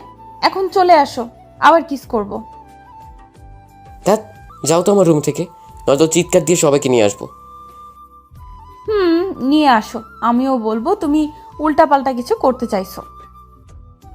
এই যা, কি সাংঘাতিক মেয়ে! আমার ঘরে এসে আমায় থ্রেট দেয়। মান সম্মানের ব্যাপার। তখন আমি জিজ্ঞেস করলাম মায়াকে, আচ্ছা কিসের জন্য আসছো বলো? উঠে ফ্রেশ হয়ে নাও, আমরা একটা জায়গায় যাব। আমি যাব না, তুমি যাও। তাহলে আমি দুর্জয় ভাইকে ডাকি, না গেলে? তখন আমি একটু ভয় পেয়ে গেলাম আর বললাম, এই না না, আমি যাচ্ছি, ফ্রেশ হয়ে আসছি, যাবো আমি। গুড বয়, জলদি যাও। তারপর উঠে ফ্রেশ হতে চলে গেলাম। ফ্রেশ হয়ে এসে দেখি মায়া আমার ঘর গুছিয়ে দিয়েছে, সাথে বিছানায় একটা শার্ট আর প্যান্ট রেখে দিয়েছে। পাশে মায়া বসে আছে। তখনই মায়া আমায় দেখতে পেল আর অদ্ভুত নেশা দৃষ্টিতে তাকিয়ে বলল, ইস, কি হট লাগছে তোকে, মন চাইছে আয় না একটু আদর করি তোকে এখন। কি লিচু মাইয়া, একটু শরম নাই? তখন মায়া আবার বলল, দাঁড়া, আমি এসে আদর করছি। এই না না, একদম কাছে আসবে না বলে দিলাম, নয়তো আমি যাব না। ঠিক আছে ঠিক আছে, এখন এগুলো পরে নাও, বিয়ের পর তো আর বাধা দিতে পারবে না, তখন সব পুষিয়ে নেব। আমি তোমার পছন্দ মতো পরবো কেন? আমার যেটা পছন্দ সেটা পরবো, কিন্তু এটা পরবো না। বারবার রাগ তুলিস কেন বলতো? এত কথা বলে চুপচাপ এগুলো পরে নে এখন, নয়তো মাইট দিব। ঠিক আছে, তুমি নিচে যাও, আমি এটা পরে আসছি। সত্যি তো এটা পরে আসবি? সত্যি বলছি, যাও। ঠিক আছে, আয় তাহলে আমি যাচ্ছি। এই বলে মায়া চলে গেল। তখন আমি রেডি হতে লাগলাম। মায়া থাকলে আরো দুষ্টুমি করবে, তাই নিচে যেতে বললাম। কিছুক্ষণ পর রেডি হয়ে নিচে গেলাম। গিয়ে দেখি মায়া আর আদিবা বসে আছে খাবার টেবিলে। তখন আমিও গিয়ে বসলাম। তখন আম্মু এসে সবাইকে খাবার দিল। খাবার খেয়ে উঠা মাত্রই আম্মু বলল, নীরব, মায়ের সাথে একটু যা তো। কোথায় যাই? যাচ্ছি, আর বলা লাগবে না। সাবধানে যাস। তারপর মায়ের সাথে আমি বাসার বাহিরে চলে আসলাম। তখন এসে মায়াকে বললাম, কোথায় যাবে তুমি এখন? রূপগঞ্জে যাব, আমার খালামুনির বাসায়। কি, এত দূরে? বাবা, আমি যাব না, তুমি যাও একা। একটু সামনে তাকিয়ে দেখ তো কে। কে? কোথায়? সামনের রাস্তায়, ভালো করে। তখন আমি তাকিয়ে দেখি দুর্জয় ভাই বসে আছে গাড়িতে। তখন একটু ভয় পেয়ে গেছি আর বললাম, ঠিক আছে চলো যাচ্ছি, কিন্তু যাব কি করে? কেন, আমার স্কুটি বাইক দিয়ে যাব, এই তো সামনে। এই বাইক দিয়ে গেলে 3 দিন লাগবে, তাছাড়া আমি বাইক চালাবো না। তোমাকে কে বলেছে চালাতে? আমি চালাবো, তুমি পিছনে বসবে। কি, তুমি চালাবে? প্লিজ ছেড়ে দাও, আমাকে এখনো বিয়ে করিনি, এত আগে মরার ইচ্ছে নাই আমার। আমার ছায়ারা দাও। চুপ করে উঠে পড়ো, আমি তোমার চেয়ে ভালো চালাতে পারি। জানি, কতটুকু ভালো চালাতে পারো বলতে হবে না। আজাইরা কথা না বলে উঠে পড়ো। কি আর করা, দুর্জয় ভাইয়ের সামনে না চাইতেও বসে যেতে হবে, পিছনে কিছু বলতে পারবো না। তখন মায়া উঠে বসে পড়লো আর আমি উঠে বসে পড়লাম। পিছনে তখন মায়া আর টমটম স্কুটি বাইক চালু দিয়ে যেতে লাগলো। কিছুটা দূরে যাওয়ার পর বলল, কি হলো, ভালো করে জড়িয়ে ধরে বসো, এমন করে বসে থাকলে পড়ে যাবে। তুমি যে জোরে গাড়ি চালাচ্ছ, এর চেয়ে দ্রুত হেঁটে যাওয়া যাবে, আর ধরে বসে থাকা লাগবে না। তুমি ধরে বসছো না দেখে আমি আস্তে চালিয়ে যাচ্ছি, তুমি আমায় জড়িয়ে ধরে বসো, আমি জোরে চালাচ্ছি। মাথা খারাপ? আমার এই রাস্তায় তোমাকে জড়িয়ে ধরে বসে থাকবো? কখনো না, কত মানুষ রাস্তায় আছে, সবাই দেখবে। আরে আমার গাড়িতে সমস্যা কোথায়? মানুষ দেখলে দেখুক, বেশি কথা না বলে জড়িয়ে ধরে বসো, নয়তো গাড়ি থামিয়ে দুর্জয় ভাইকে বলবো। বারবার খালি ভয় দেখায় দুর্জয় ভাইয়ের। আচ্ছা, জড়িয়ে ধরে বসছি। কথা না শুনলে কি করব তাহলে? তখন আমি মায়ের কোমরে 2 হাত দিয়ে পেঁচিয়ে শক্ত করে ধরে বসে পড়লাম। তখন মায়া হালকা কেঁপে উঠল। তখন আমি বললাম, সমস্যা হচ্ছে, ছেড়ে দিব? না রে, ছাড়িস না, আরো শক্ত করে জড়িয়ে ধরে বসে থাক। ঠিক আছে, এখন দ্রুত গতিতে যাও, এত আস্তে গেলে হবে না। তখন মায়া দ্রুত গতিতে বাইক চালিয়ে যেতে লাগলো। তখন আমি একটু পিছনে তাকিয়ে দেখি দুর্জয় ভাইয়ের গাড়ি একটু দূরে আছে। 2 ঘন্টা পর একটা রাস্তায় ঢুকলো গাড়ি নিয়ে। রাস্তার 2 পাশেই ধান ক্ষেত, হালকা পানি আছে। অনেকটা জায়গা এমন দেখতে খুব ভালো লাগছিল। তখন একটু ভয় হলাম, মায়ার সাথে দুষ্টমি করি, এই রাস্তায় কেউ নেই। যেই বলা সেই কাজ, মায়াকে শক্ত করে জড়িয়ে ধরে আরও কাছে চলে গেলাম, একদম মিশে গেলাম মায়ের সাথে। তখন মায়ের কাঁধে হালকাভাবে একটা কিস করলাম। মায়ের সাথে সাথে কেঁপে উঠলো। তখন আমি কিস করতে লাগলাম, আর আস্তে আস্তে কিস করতে করতে উপরে উঠতে লাগলাম। মায়া আদর পেয়ে গাড়ি চালানো ছেড়ে দিল, আর তার ফলে গাড়ি গিয়ে আমাদের সাথে নিয়ে পড়লো পানিতে। পানি ছিল, অল্প ধান লাগানো, তাই বড় দুর্ঘটনা থেকে বেঁচে গেছি। তখন দুর্জয় ভাইয়ের লোক দৌড়ে এসে উঠালো আমাদের। তারা সবাই আমাদের দেখে হাসছিল। তখন একটা লোক বলে উঠল, এত জায়গা রেখে শেষ পর্যন্ত ধানের জমিতে নিয়ে গাড়ি ফেললে কেন? তখন আমার রাগ উঠে গেল মায়ের প্রতি। আর তখন মাকে বললাম, এটা কি করলে তুমি? গাড়ি চালাতে পারো, চালাতে বসছো কেন? সব কাপড় নষ্ট করে দিলে, ফালতু মেয়ে। ইস, আমার দোষ দিচ্ছে। সব দোষ তোমার। তোমাকে কে বলেছে এমন করে কিস করতে? আমি বলছি তোমায় কিস করতে, এমন আদর করতে? তখন কি নিজেকে সামলাতে পারা যায়? আমি আর গাড়ি দুজনেই কন্ট্রোল হারিয়ে ফেলেছি। সব দোষ তোমার। আমি আর কি বলবো, দোষ তো আমারই, তাই চুপ করে রইলাম। ধ্যাৎ, সব শেষ, কাদা লেগে গেছে সারা শরীরে, হাজারা ভাইবার। তখন দুর্জয় ভাই এসে বলল, সামনে একটা ঘর দেখা যাচ্ছে, সেখানে নিশ্চয়ই পানি আছে। যাও, কাদাগুলো পরিষ্কার করে আসো পানি দিয়ে, তারপর আমাদের গাড়ি করে যেও। স্কুটি বাইক পানিতে পড়ার কারণে আর স্টার্ট নাও নিতে পারে, একটু দেখে চালাতে পারো না বাইক? তারপর আমি আর মায়ের সামনে বাড়িতে যাওয়ার আগে একটা ছোট পুকুর দেখতে পেলাম, পানি ভালো। তখন সেখান থেকে পরিষ্কার করে চলে আসছি। মায়া তখন বলল, আজ সূর্য কোন দিকে উঠেছে? আজ কি মনে করে আদর করলে বলো তো? হঠাৎ করে কি হলো? আমি কোনো উত্তর না দিয়ে দুর্জয় ভাইয়ের গাড়িতে বসে পড়লাম, সাথে মায়া। তারপর চলে গেলাম মায়ের মণিখালার বাসায়। দুর্জয় ভাই আমাদের দিয়ে চলে গেল। মায়া অনেক রিকোয়েস্ট করছে আসার জন্য, কিন্তু সে কাজ দেখিয়ে চলে গেল আর বলে গেল মায়ের স্কুটি বাইক ঠিক করে দিয়ে যাবে তার লোক। ভিতরে যাওয়ার পর মায়া তার খালাকে বলল, কেমন আছো তুমি খালা? এই তো ভালো। তা এতদিন পর আমার কথা মনে পড়লো তোর? ভুলেই গিয়েছিস আমায়। কি যে বলো খালা, তোমাকে ভুলে যাব আমি? কখনো না। তোর আব্বু আম্মু কেমন আছে? এই তো ভালো আছে। এই ছেলেটাকে তুই যে বলেছিস ফোনে এইসব? হুম। তখন আমার কাছে আসলো। আমি সালাম দিয়ে বললাম, হ্যাঁ, কেমন আছেন? ভালো আছি, তুমি কেমন আছো? ভালো আছি। মাশাল্লাহ, মায়া তোর পছন্দ আছে বলতে হবে। যাও, লজ্জা দিও না তো। বাবা কি লজ্জা! থাক, হয়েছে, আর লজ্জা পেতে হবে না। সব রেডি করে রাখছো তো? বাকি লোক কোথায়? আগামীকাল সকালে আসবে, তুমি চিন্তা করো না, রেডি করে রাখো। ঠিক আছে। আর তোদের কাপড় ভেজা কেন? আসার সময় পানিতে পড়ে গেছি গাড়ি নিয়ে। বলিস কি, ব্যথা পাসনি তো? না, ব্যথা পাইনি। গাড়ির ড্রাইভার কে ছিল? আমি ছিলাম। এই জন্য এমন হয়েছে, ফালতু ড্রাইভার। বাদ দাও তো এগুলো। তুই আমার ঘরে গিয়ে দেখ, একটা শাড়ি আছে, সেটা তুই পরে নিস। আর দেখিস লুঙ্গি আছে, সেটা নীরবকে দিস। যা গিয়ে তাড়াতাড়ি কাপড় পাল্টিয়ে আয় দুজন, আর ফ্রেশ হয়ে আয়, খাবার দিচ্ছি। বাবা নীরব, তুমি মায়ের সাথে যাও। আমি কিছুই বুঝতে পারছি না তাদের কথা। তখন মায়ের সাথে একটা ঘরে চলে আসলাম আর এসে বললাম, কে আসবে বললে? আমি কিছুই বুঝতে পারছি না, কি বললে? কিছু না, দুর্জয় ভাইয়ের কথা বলছে। না, কেমন জানি, তবুও সন্দেহ লাগছে। হ্যাঁ, তোমার তো অজয়ের সন্দেহ লাগবেই, তুমি মানুষই এমন। এই বলে তখন মায়া গিয়ে একটা শাড়ি নিল আর আমাকে লুঙ্গিতে বলল, যাও গিয়ে ওটা ওই ঘরে পরে আসো।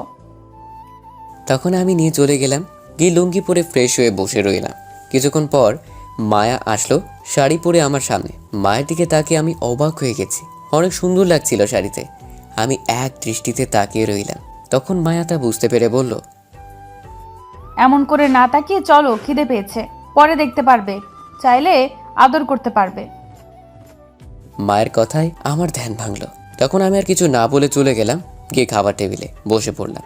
তখন মায়ার খালা আমাদের খাবার দিল। তারপর খাওয়া শেষে আমি চলে আসলাম রুমে। মায়া বসে আছে। তখন তার খালা বলল, তুই বসে থাক, আমি বাজার থেকে আসছি একটু। ঠিক আছে যাও, কিন্তু তোমার ছেলে আর ঝুমুর কোথায়? ঝুমুর গিয়েছে কলেজে, আর সুমন গিয়েছে সেখানে। আচ্ছা ঠিক আছে। তারপর মায়ের খালা চলে গেল। এখন ছোট করে পরিচয় দিই। মায়ের খালু থাকে বিদেশে, আর সুমন হচ্ছে বড়, ভার্সিটি পড়ে। ঝুমুর কলেজে মাত্র উঠেছে। তারপর মায়া চলে আসলো আমার কাছে, এসে বলল, তোমাকে কিছু বলার আছে। বলো, কি বলবে? তখন মায়ের শাড়ির আঁচল ফেলে দিল। তখন আমি এটা দেখে চোখে হাত দিয়ে বললাম, কি করছো তুমি এগুলো? আঁচল তুলো। একটু ভালো করে তাকাও আমার দিকে, তাহলে বুঝতে পারবে কেন ফেলছি। তখন আমি একটু তাকিয়ে দেখি কোমরে অনেকগুলো দাগ, কিসে জানি, হয়তো পিঠেও আছে আরও। তখন আমি অবাক হয়ে বললাম, এগুলো কিসের দাগ? তোমাকে কিছু সত্যি কথা বলতে এখানে নিয়ে আসছি, কারণ আমি আর পারছি না। 2টা বছর ভালোবেসে কষ্ট সহ্য করছি, আর পারছি না আমি। কি বলো? তুমি কি জানো নীলা কেন তোমার পিছু ছাড়তে বাধ্য হয়েছে? আমি সেটাই ভাবছিলাম, কি করে আর নীলা বিরক্ত করা ছেড়ে দিবে বলল। তুমি একবার চিন্তা করছো নীলার আব্বু আম্মু কেন তার পরের দিন আসেনি? কেন আসেনি একটু বলো তো, কারণ কি এগুলোর? আমি মামাকে দিয়ে থ্রেট দিয়েছি যাতে তোমার বাসায় না যায় বিয়ের কথা বলতে। আমি তো অবাক হয়ে গেছি শুনে। তখন মায়া আবার বলতে শুরু করলো, নীলা সেদিন সত্যিই আমায় তুলে নিয়ে গিয়েছিল মারতে। আমরা সেদিন গিয়েছি দুর্জয় ভাইয়ের সাথে কথা বলতে, কিন্তু উল্টো আমাদের তুলে নিয়ে গেল।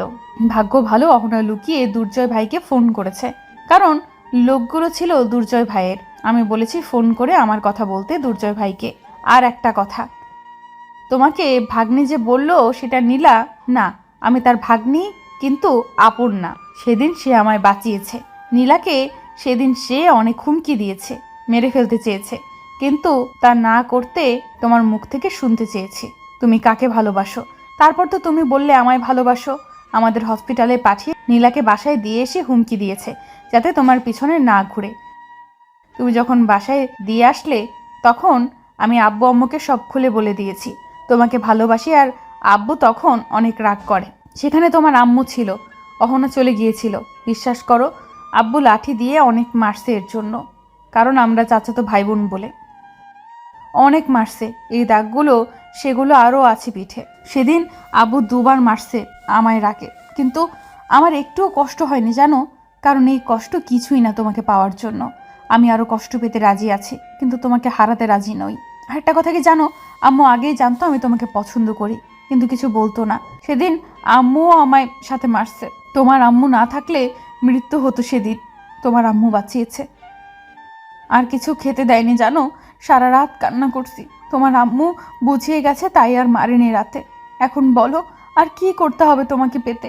নীলার হাতে মার খেয়েছি যে আব্বু আমায় কোনো দিন গায়ে হাত তোলেনি, গতকাল আমায় লাঠি দিয়ে মারছে 2বার।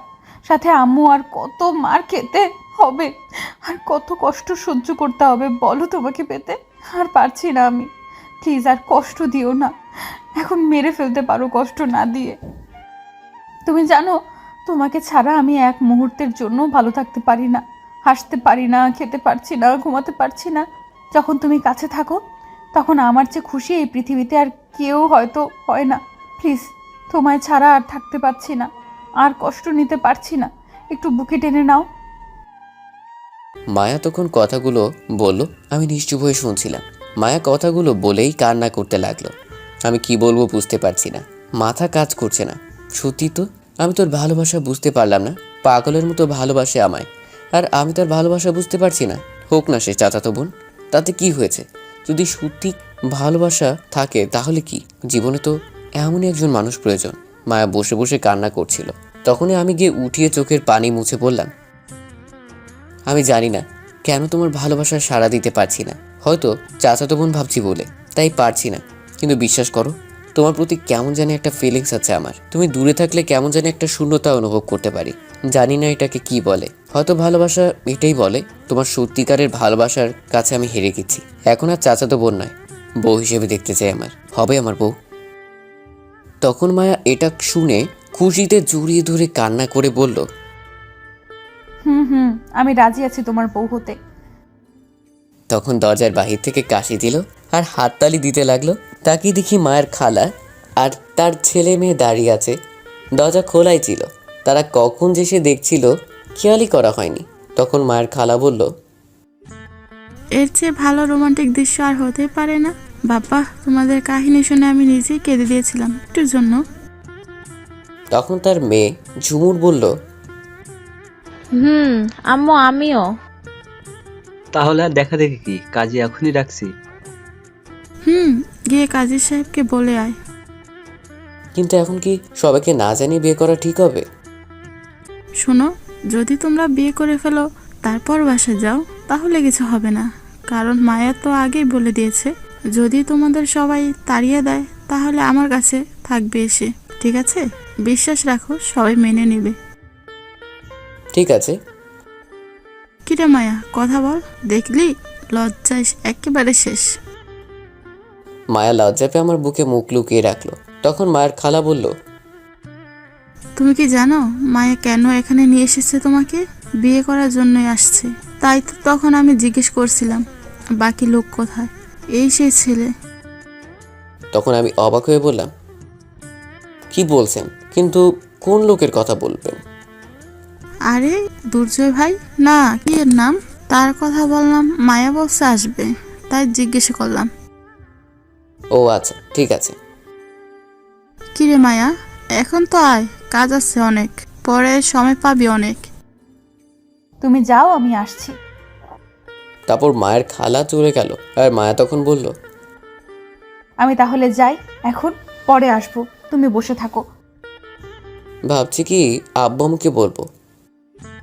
সমস্যা নেই, আগামীকাল আমরা চলে যাব, তখন গিয়ে একেবারে বলবো।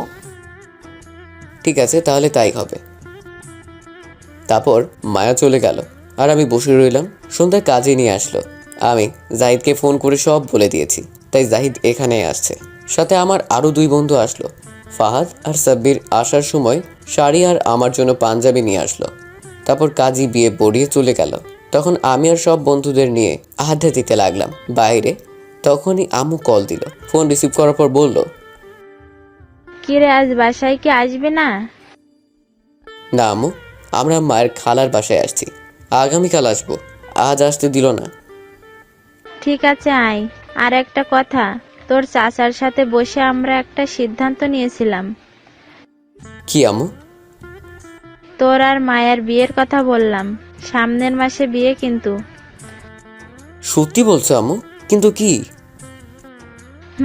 কিন্তু তুই তো সেখানে গিয়ে বিয়ে করে ফেললি শুনলাম, আমাদের না বলে। ঠিক আছে আয় বাসায়, তারপর দেখাচ্ছি। আম্মু তুমি কি করে জানলে? মায়া আর তোর বন্ধুরা বলছে।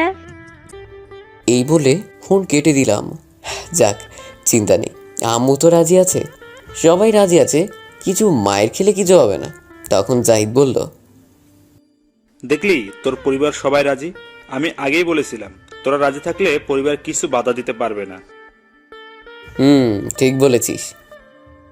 তারপর আরও কিছু আড্ডা দিয়ে চলে আসলাম বাসর ঘরে।